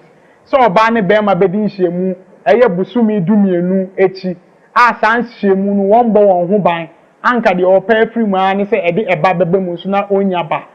Ye hwe no wo ye society mu ana ye hwe no wo ye environment mu ana society mu a wo behu se yinsen ya ade a nipa bebre apaacha omunya de omunya we nti na Amedi Lab Services ni Amedi Alternative Clinic ye to nsan frem se obi bia yinsen ho aye de ama wo no obeba Amedi Lab Services ni Amedi Alternative Clinic ni yetima ye nhwehwemu afa sa infertility issues we ho ni yetima ma wa kwankyere beboa wa ma wonya yinsen awo yetima fa ho afa wo ba ye fa ni infertility na se na emesima ka no abra obema ni oba bedi nhwemu busumi dumienu echi asa nhwemu no won bo won ho ban anka de opa free mu ani se eba bebem na so eba embem o fa ni infertility no aye o two types basically ye wo primary infertility ni ye wo secondary infertility ye ka primary infertility anacha se oba ne bema no atena se ewo won kwan na mu a wa di nhwemu eye busumi dumienu ni echire a nhwemu no emfa eba enye de emba pen ene ne ye fa ni primary infertility no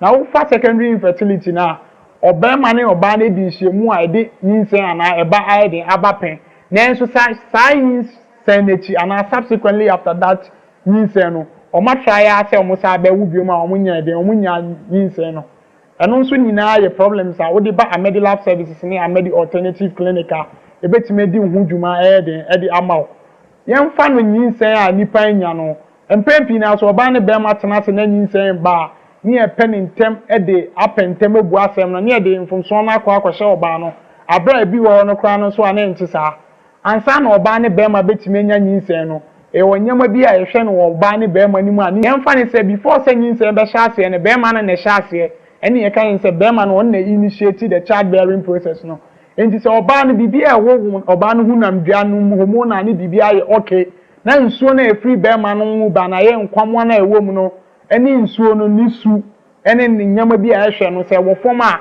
din se nyinsen ye den ebetima ba enti wo ba Amedi Lab Services ne Amedi Alternative Clinic ansa na ye be sha ase mpo aye saa infertility mu hwehwe mu no de di kan no ye ma ya adwene ana ya tension eba be ma no so ye ma ne ye test bi a friend is semen fluid analysis brofu mu so ye sa timi friend seminogram ana spermiogram de ye ne se ye gi be ma no nsuo no ni ahwe nkomo na e wo nsuo no no be ma no nsuo no sa nkomo ano no ye wo nkomo adodo a ye se be ma bia abra ho sa ne wo no ye se nkomo adodo a ye se be ma bia e wo ane ye wo esu bi nso a ye hwa ansa na etima ye de ehu se oyi ye nkomo a ebetima ye de awo ana we ntimi hu mmema ni bi wo kra na obehu se ne nsuo no beje no na nsuo na ye tintan a ye chese sa nsuo no kra no ujesi wa be 1 hour kra na nsuo ni ntimi nye de enane eba ne sa na se ntimi enane a nkomo na ewo be ma no nsuo no ntimi ndi a hyenfe na ntimi aye de akwakohia oba no kosua no enti edikan no be ma no nsuo ne edikan ye nhwehwemu na se ye be ma no nsuo no nhwehwemu ne ehu se be ma no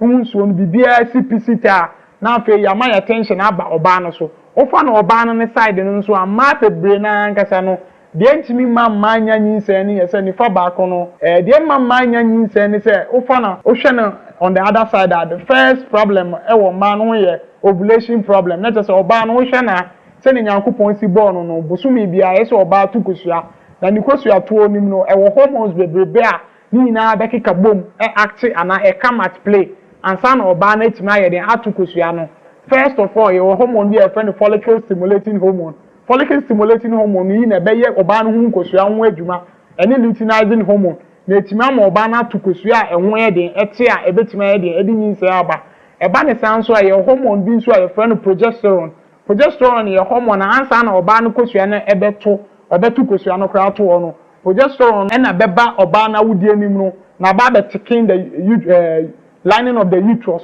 sene ebe ya asa oba no ekosua no be hia be ma no hunsuo na se de baba kra na ebetime gina ewo oba no na wudie mu ye hormones bi nso e friend prolactin ye hormone na eba oba mu a na edoso oba mu a ubehu se abre bi oba be mia no nufunu mu no ohun se nufunsuo e de efimu ba se prolactin doso oba mu a enkoka ne se oba kra wonyinse ana oba bi a omma akwala no fo no abre bi obehu se prolactin adoso sa oba ni mu no omia no fo anu obehu se na nufunsuo ba sa oba no ebe de mpa sa oba no obenya nyinse eni nti ne koso ka mu se obeba Amedi Lab Services ne Amedi Alternative Clinic sa hormonal test ya ye kan prolactin luteinizing hormone follicle stimulating hormone ni na ye bi eye hormonal test normally ye na wo hwe nso asa hormonal test ye bia won range and a reference range I said oba bia de etimi ewo and the moment I be hu se wo de no reference range na ebo so ana ewo form na che se ye se nipa no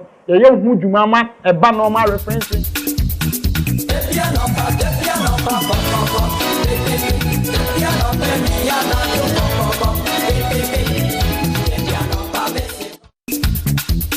ebetimi di nyinsen de aba ni na ye enyama a ye hwe no oba mu ansa na etimi aye de afiti that infertility issues no o ba na second part no nso a oba bi wo nso a na o structural problem with the reproductive organ say say baby oba no tukosua afa no obi wo ha obo se na ebi ada is even a blockage of the tubes fallopian tubes na anse kosua no form ebe hia be ma no nsuo na ansa na etimi nyaba no obehu se fallopian tubes no there is a blockage wom obi wa nso kra na ebi nso a there is an ectopic and anyinsen bi a ewo se na nka ekoto oba na wudie ma anto oba na wudie na esi wo tubes no ma akoso problem with the fallopian tube nti eba ne sa oba no kra no wontimi enya nyinsen na wontimi nkra nyinsen we nyina ya nyama ya hwe abra wo ba Amedi Lab Diagnostic Services ya kira kwan wo Oforikrom SCC traffic light abra wo free Oforikrom Airport junction no unye Crown Aga junction na wudru SCC traffic light na so wo hwe won sanifa so a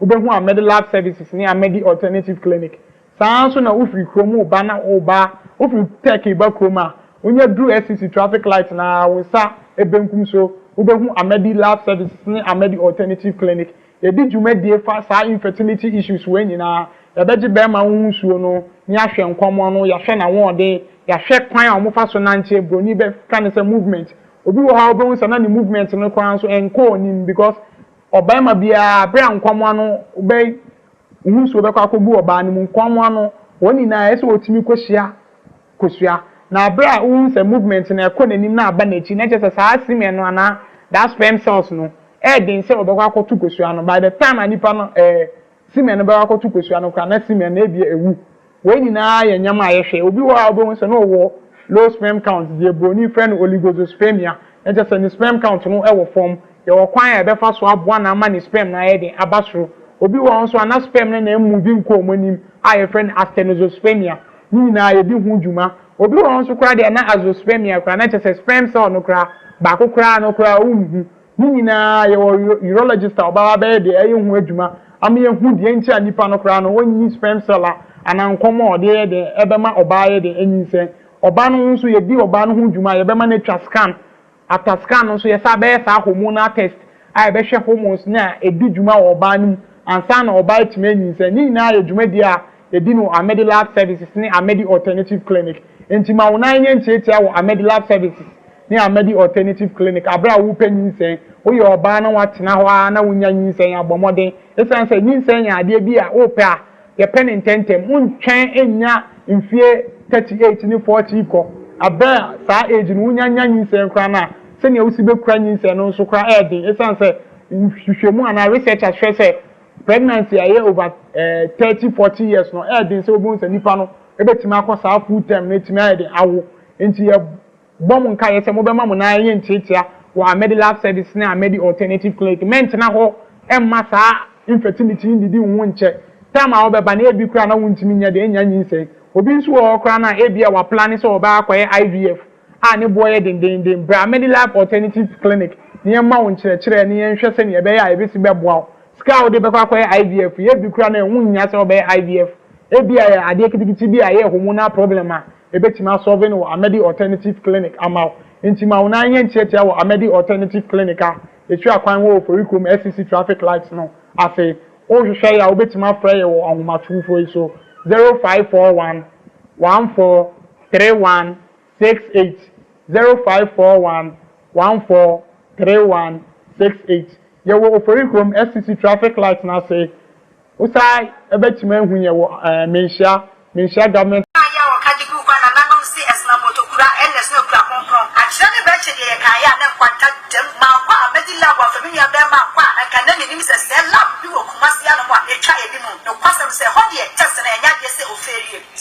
hospital. Now Dr. Nakacho say ya dey say wo mojem. And now in one person who say who ya dey say wo mojem. Ya dey to say typhoid, after hepatitis B and C, diabetes, ASH ya dey. Cancer ya toni petri mu, ya from and afro bem. And afro be akwa na be bo mi ya dey na wo bi. And afro ke kaye na HIV test na person we ye. Ni nyina no wo betumi ahwede ama. Oba wonyem na person ni sa afra wo dey yi. Abafa no ye tafo, ahina sa, anasa ahina nai. Afro person who say ba ba wo no yo ba na say dem. Ni nyina mu wo dey menstrual, fi say Amedi Lab wo we dey ni wo dey da so. Yo fi ya ma so ya dey test a would win in every kasi di ade da chia be so from yo kuma say Oforikom ye ni STC workshop na any tin hwede mu ye ye adwuma fi to ada ecosim na me da ye number ni 0244 96 49 22 0541 143168 Amedi Lab laboratory mo asefo ye mamo akwaba eba Amedi Lab Services any Amedi Alternative Clinic Amedi Lab Services ni Amedi Alternative Clinic eye laboratory services a ewo Oforikom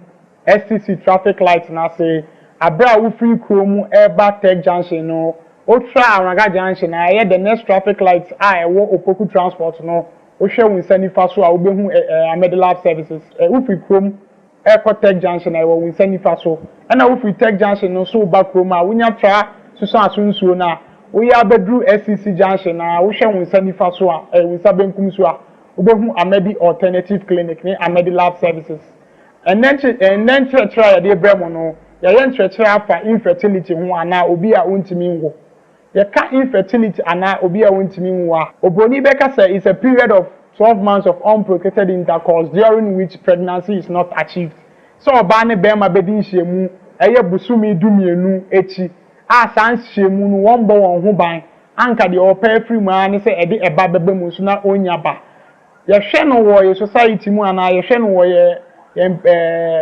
environment mu ana society mu a wo behu se yinsen ya ade a nipa bebre apaacha omunya de omunya we nti na Amedi Lab Services ni Amedi Alternative Clinic ye to nsan fra mu se obi bia yinsen ho aye de ama wo no obeba Amedi Lab Services ne Amedi Alternative Clinic ni yetima yenhwehwemu afa saa infertility issues we ho ni yetima ma wa kwankyere ebeboa wa ma wanya nyinsen awo yetima fa ho afa wo ba ye fa ni infertility na ase na emesima aka no abra obema ni oba bedi nhwemu busumi dumienu echi asa nhwemu no won bo won ho ban anka de opa free mu ane se eba bebem na so eba embem o fa ni infertility no aye o two types basically your primary infertility and your secondary infertility.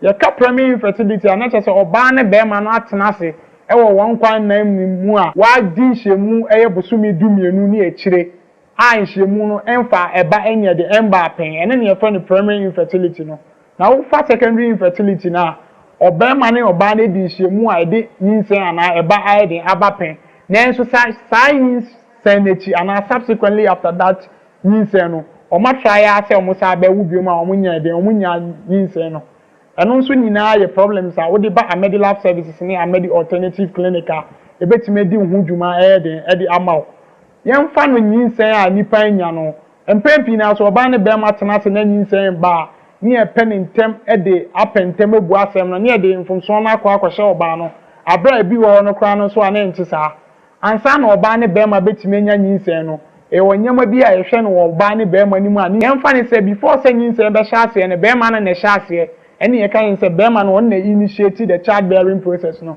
enti se oba no bibia e wo oba no hunam dua no hormone na ne bibia ye okay na nsuo na e free be ma no ba na ye nkwamo na e wo mu no ene nsuo no nisu ene nyama bi a yehwe no se wo fom a e de se nyinse ye de ebetima ba enti wo ba Amedi Lab Services ne Amedi Alternative Clinic a ansa na ebe hyase mpo aye saa infertility mu hwehwemu no de di kan no yema ya adwene ana ya tension eba be ma no so yema ne test bi a friend semen fluid analysis brofu mu so ya satimi friend seminogram ana spermiogram de ye ne se ye gi be ma no nsuo no ni ahwe nkwomwa na e wo nsuo no no be ma no nsuo no saa nkwomwa no ye wo nkwomwa dodo a ese be ma bia abra ho sa ne wo no ese nkwomwa dodo a ese be ma bia e wo ane ye won esubi nso a ye hwa ansa na etima ye de ehu se oyi ye nkomo a ebetima ye de awo ana we ntimi hu mmema ni bi wo okra na obehu se no nsuo no beje no na nsuo na ye tintan a ye chese sa nsuo no kra no ujesi wa be 1 hour kra na nsuo ni ntimi nye de enane eba ne sa na se ntimi enane a nkomo na ewo be ma no nsuo no ntimi ndi a hyenfre na ntimi aye de akwakohia oba no kosua no enti edikan no be ma no nsuo ne edikan ye nhwehwemu na se ye be ma no nsuo no nhwehwemu ne ehu se be ma no nsuo no bibia CPC ta na afi ya ma ya tension aba oba no so ofa na oba no ne side no nso ama pebre na nkasa no de ntimi ma nya nyinse ne yese ni fa ba ko no de ma nya nyinse ne se ofa na ohwe no on the other side the first problem wo ma no ye ovulation problem na just oba no ohwe na se ni nyankopon si ball no bosumi bia yese oba tukosua na ni kosua to onim no wo hormones bebrebe a ni na bekeka bom act ana come at play ansa na oba na etima ye den atukosua no first of all your hormone be a friend follicle stimulating hormone ni na be ye oba no hu nkosua ho adwuma ene luteinizing hormone na etima ma oba na atukosua enwo ye den ete a ebetima ye den edi nyinse aba eba ne sanso a your hormone bi nso a your friend progesterone ye hormone ansa na oba no kosua na obetu kosua no kra to no progesterone na beba oba na wudi anim no na ba betikin the lining of the uterus se ne be ya se oba no ekosua no be hia be ma no hunsuo na se de baba kra na ebetime gina ewo oba no na wudi amu ye hormones bi nso e friend prolactin ye hormone na eba oba mu ana e do so oba mu a ubehu se abra bi oba be mia no nufunu mu no ohun se nufunsuo e de efimu ba se prolactin do so oba mu a enkoka ne se oba kra wonyinse ana oba bi a omma akwala no fo no abra bi obehu se prolactin adoso sa oba ni mu no omia no fo ano obehu se na nufunsuo ba sa oba no ebe de mpa sa oba no obenya nyinse eni nti ne koso ka mu se obeba Amedi Lab Services ni Amedi Alternative Clinic sa hormonal test ya ye kan prolactin luteinizing hormone follicle stimulating hormone ni na ye bi eye hormonal test normally ye na wo hwe nso asa hormonal test ye bia won range and a reference range I said oba bia de etimi ewo enti the moment I be hu se wo de no reference range na ebo so ana ewo form na che se ye se nipa no ye hu dwuma ma eba normal reference range a ebetimi di nyinse de aba Nini na ye enyama a ye hwe no oba mu ansa na yetima ye de afiti that infertility issues no. O ba na second part no nso a oba bi wo nso a na o structural problem with the reproductive organ. Say say baby oba no tukosua fa no obi wo ha obo say na ebi there is even a blockage of the tubes fallopian tubes na answer kosua no from ebe hia be ma no nsuo na ansa na yetima nyaba no obehu say fallopian tubes no there is a blockage wom obi wo nso kra na ebi nso a there is an ectopic and anyinsem bi a e wo se na nka ekoto oba na wudie ma anto oba na wudie na esi wo tubes no ma akoso problem with the fallopian tube nti eba ne sa oba no kra no wontimi enya nyinse na wontimi nkra nyinse we nyina ya nyama ya hwe abra wo ba Amedi Lab Diagnostic Services ya kira kwan wo Oforikom SCC traffic light abra wo free Oforikom Airport junction no wonye Crown Aga junction na wudru SCC traffic light na so wo hwe won sanifa so a wo behu Amedi Lab Services ni Amedi Alternative Clinic sanso na wo free krom wo ba na wo ba wo free take ba krom a wonye dru SCC traffic light na wo sa ebenkum so ubehu Amedi Lab Services ni Amedi Alternative Clinic yedi dwumadie fa sa infertility issues we nyina yabeji be ma nsuo no nya hwe nkomo no ya hwe na won ya hwe kwan a omofa so nanche broni be kan say movement obi wo ha obehu say na ni movement no kwan so enko nim because oba ma bia bra nkomo no be nsuo be kwa akobu oba ni nkomo no woni na ese otimi kosua na bra say movement na ekononim na aba na chi na chese sa semen no ana that sperm cells no din say obekwa akotu kosua no by the time anipa no semen no be akotu kosua no kwa na semen na bia ewu we nyina ya nyama ayehwe obi wa obo say no wo low sperm count the broni friend oligospermia na chese ni sperm count no ewo form ye wo kwan e be fa so aboa na ama ni sperm na ye din abasoro obi wa nso ana sperm na emu bi nkomonim aye friend astenospermia nyina ye di hu dwuma obi won nso kra de na azoospermia kra na chese sperm cell no kra ba ko kra no kra unhu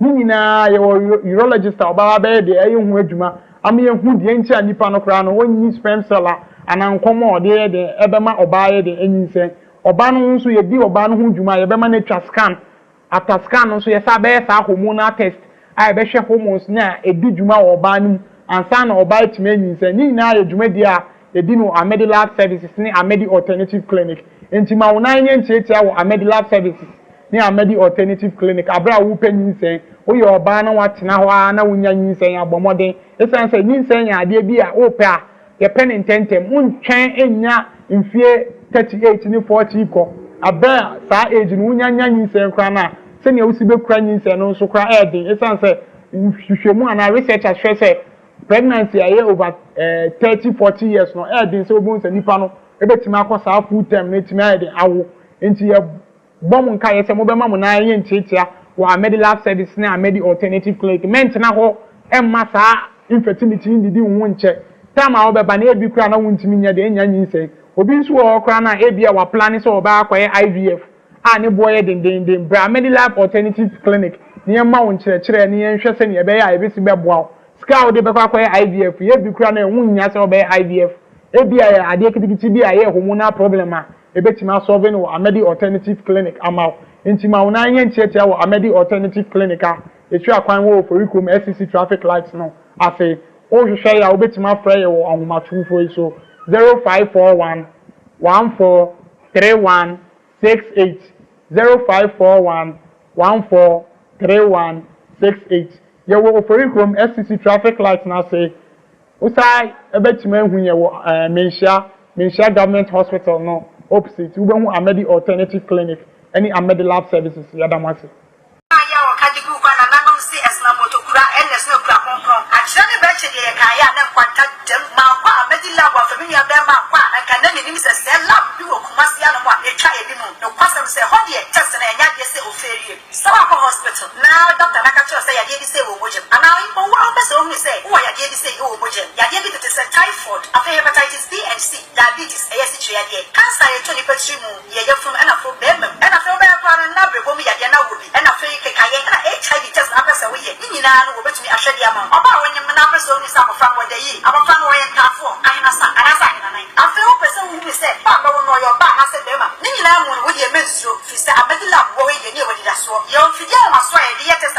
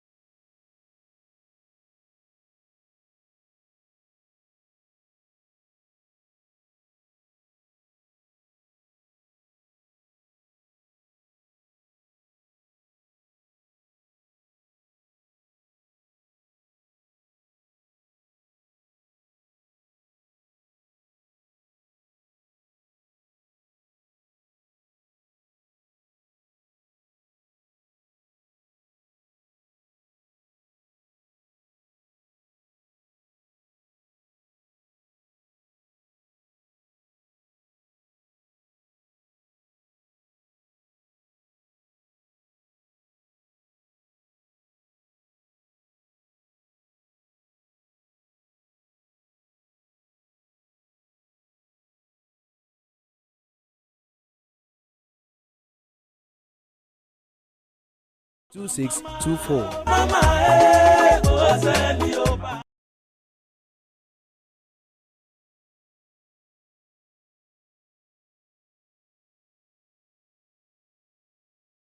I'm a man come some and ya no tea and Amadi Alternative Health Center. Yadi Abramo. I want for more awo. Say your kidney and our liver and one touch ma. Or hypertension and they do nya. As diabetes and a tete. What?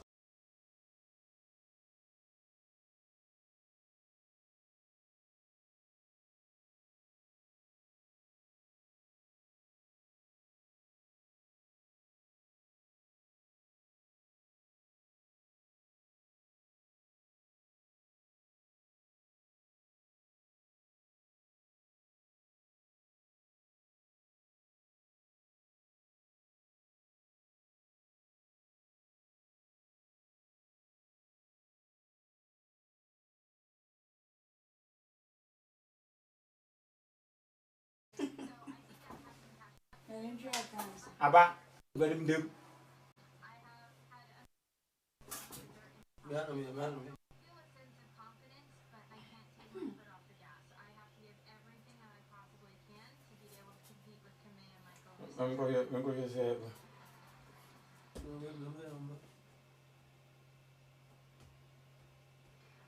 Kabaden keme wie. Maybe my phone is direct.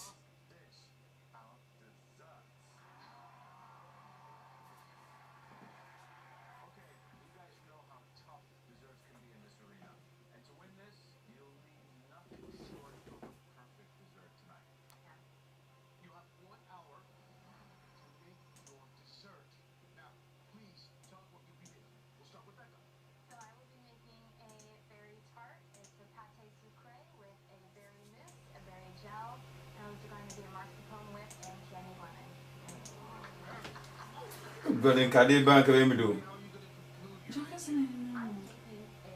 Yeah, I'm connecting my mic. I'm from Mr.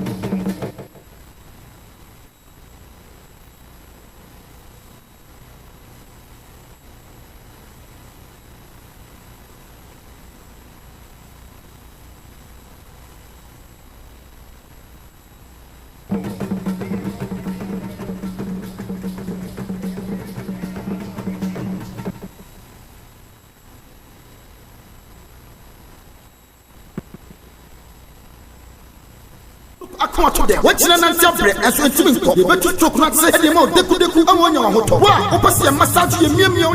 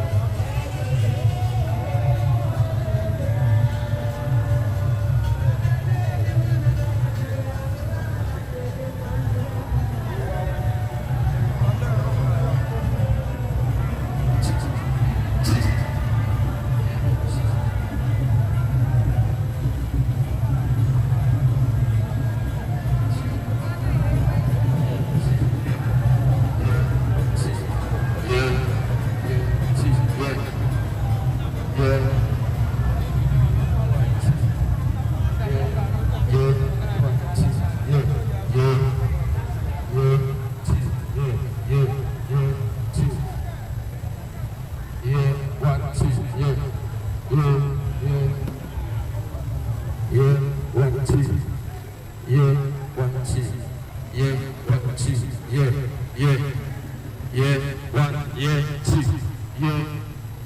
1, 2, yeah.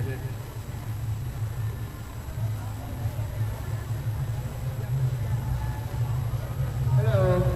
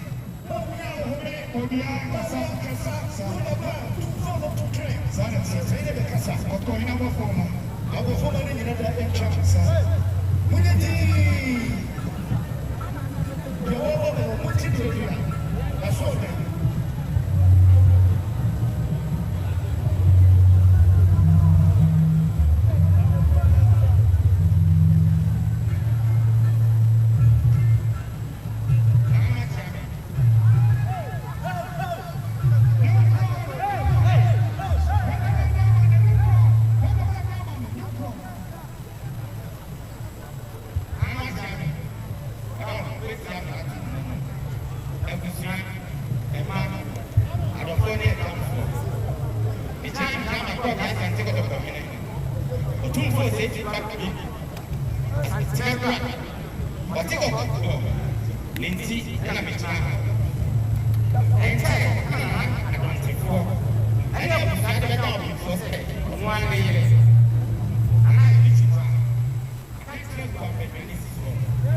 Otumfuo so mo kɔ ɛka mbɛ sɛ na mo kɔ bɛtumi. Ana mo tu na ne ne ɛna yi ta apa. Yɛ ba no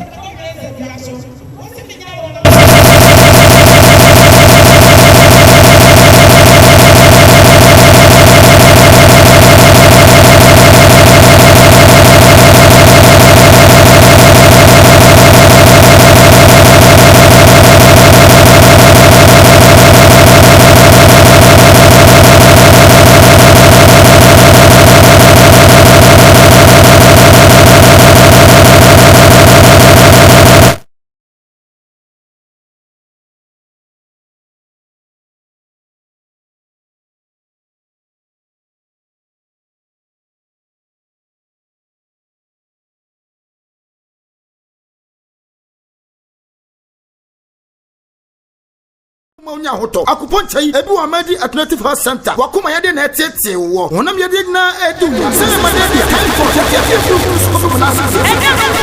say any yade ana enamo yade na etete wo odefo ara bomo yete nte efie ye wo mobile clinic so e ya baba na show Amedi Alternative Health Center ye wo foru from traffic light na so no mo Amedi Lab Services dynamic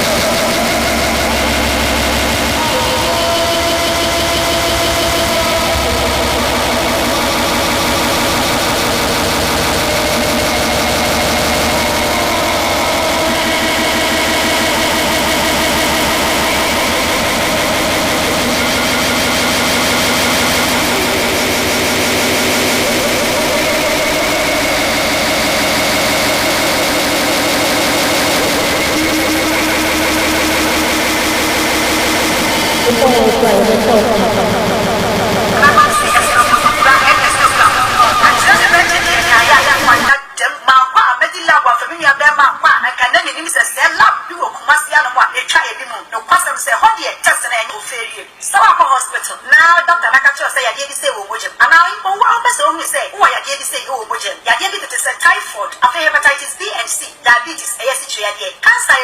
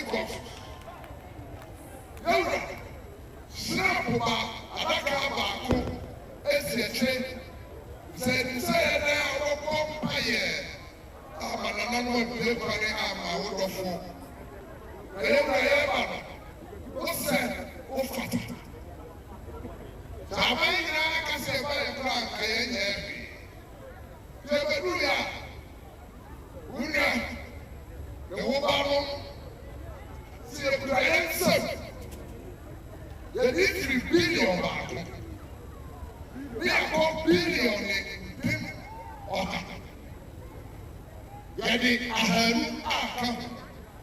Yabako Ahanum 1.7 billion, 1.8 billion, 1.9 billion, you're 2 billion. You're Alhaji Dr. Mahmoud Bamia. What is the one of my Mifrema? And you're Albert Kandapama on the shed. Software away from Mosul. Abaha. I am a Guadalajara. I pick up in this room. 12 and Una. And I'm buying 24 now. The second way of Abraham. But we are going to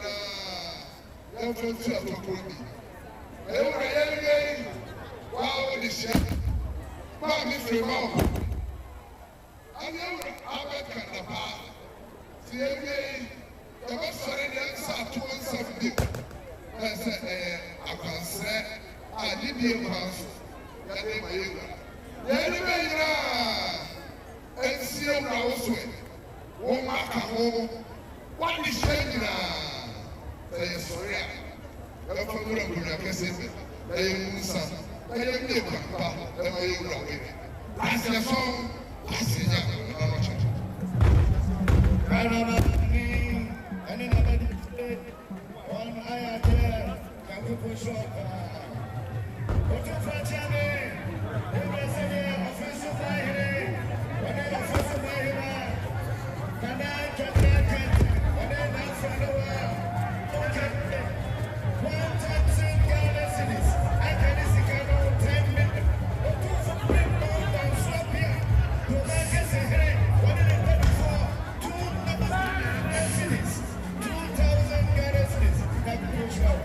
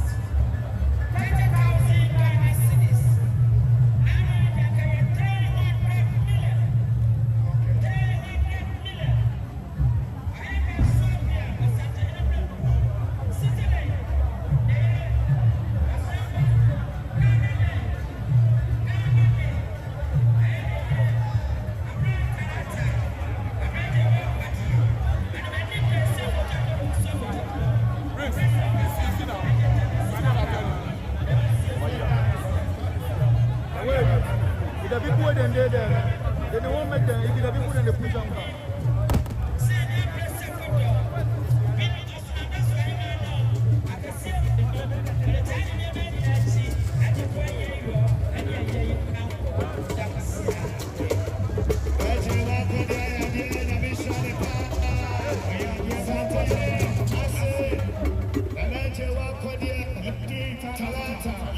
Lady Talata, Asantehene Nelson no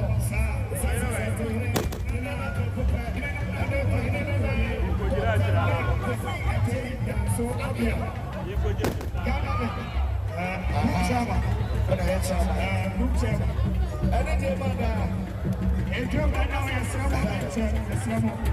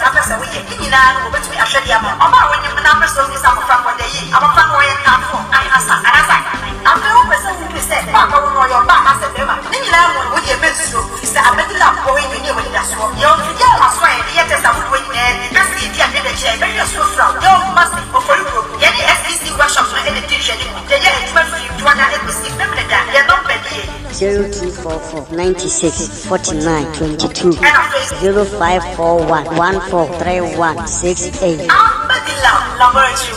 Otumfuo yɛhyiamu.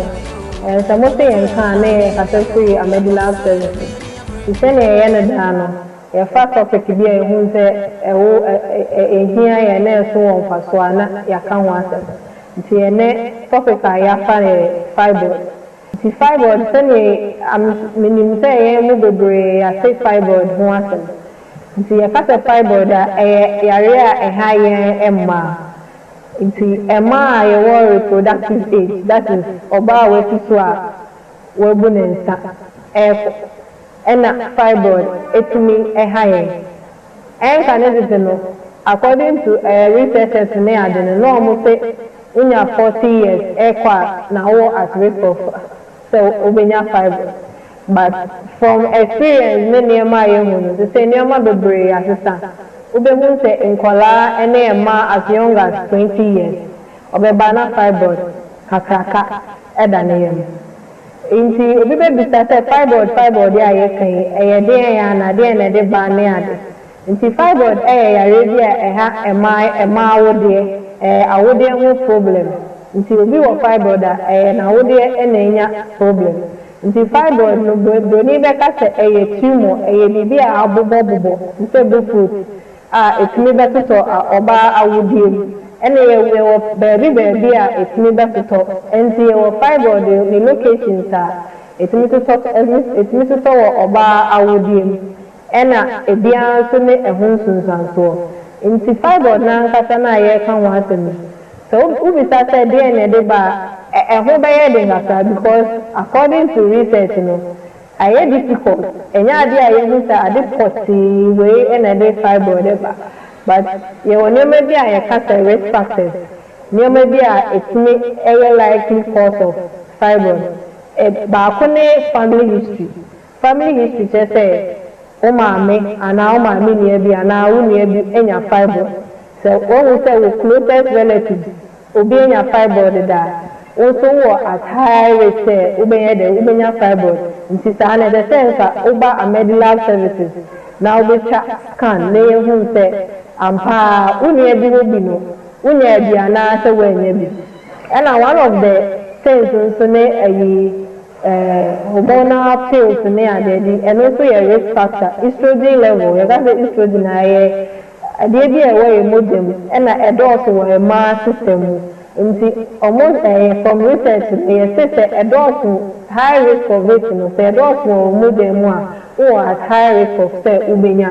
fibroid ebia unya o menses intem as early as ubi 9 years ni ade no nti that means say ono ni estrogen level no why exposed to it at an early stage it's our high risk of say ubenya fibroid no eno ba ko ade ba ko a etimi cause fibroid eno no ana yeni ani ayedi alcohol ne nam na ayetari ena ema oba oso obesity de edeni oma bebre ne nam nti eno one of the risk factors of fibroid no nti so uhela se that means that from the making obebia ye at risk of it obi o ana na dutia for obi enya bida na onya ne menses normal time na contraceptive on uzibi but obeba na no owenya fibroid bi enti na ese eyade a esese nyina ema obebi a wesiso no eyade a esese yema yeni ekoho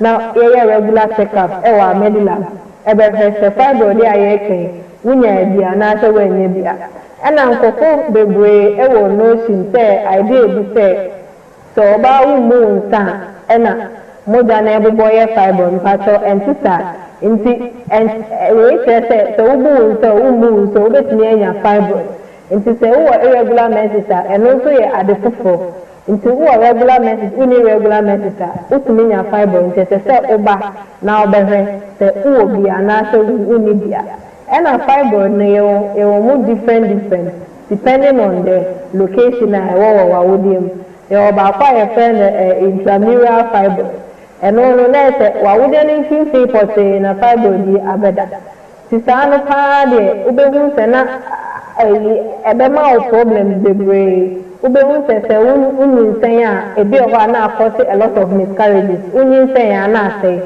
se unyin ya na say ubi o ha onya ne menses a obe bleed sa be 2 weeks 3 weeks no ogusu enya ne menses ninga fibroid here some of the causes of irregular heavy flowing ebi so wa na emao pain I phenomenologia so be won say unya menses a go through a lot of pain and also ya de baako ena yewo ebi o ho say self serosal fibroid eno de ya na eda ekada awode no ho nti eno de ya na eni awode no inside eno so ne problem ne de enye ti say de wo infinity some ko kan ne ne wo awode no infinity ene wo pedunculated eno so na say was stock bi so na dango wa wode no so nti fibroid no de obi beka se de na mehu wo me ho a ebe ma mehu se ebi a nanya fibroid bi eno obi na me ka se obi wa onya na metisa no onya heavy bleeding obi so ha prolonged bleeding obi tumi bleeding for be 2 to 3 weeks no ogusu ebu nensa obi so ha se odru so ka na eye ne ya obi so ha se bi o so ne be hia mpa no onya a lot of pain and also to me outcome mostly no aya be ma oba ebu se onya me fibroid no o feeling heaviness o hu se bibi eda ne ye we hu se ne sina ye kakraka and at that time no be no na say ayeke dada nti na make say and that's all say so be hu se wo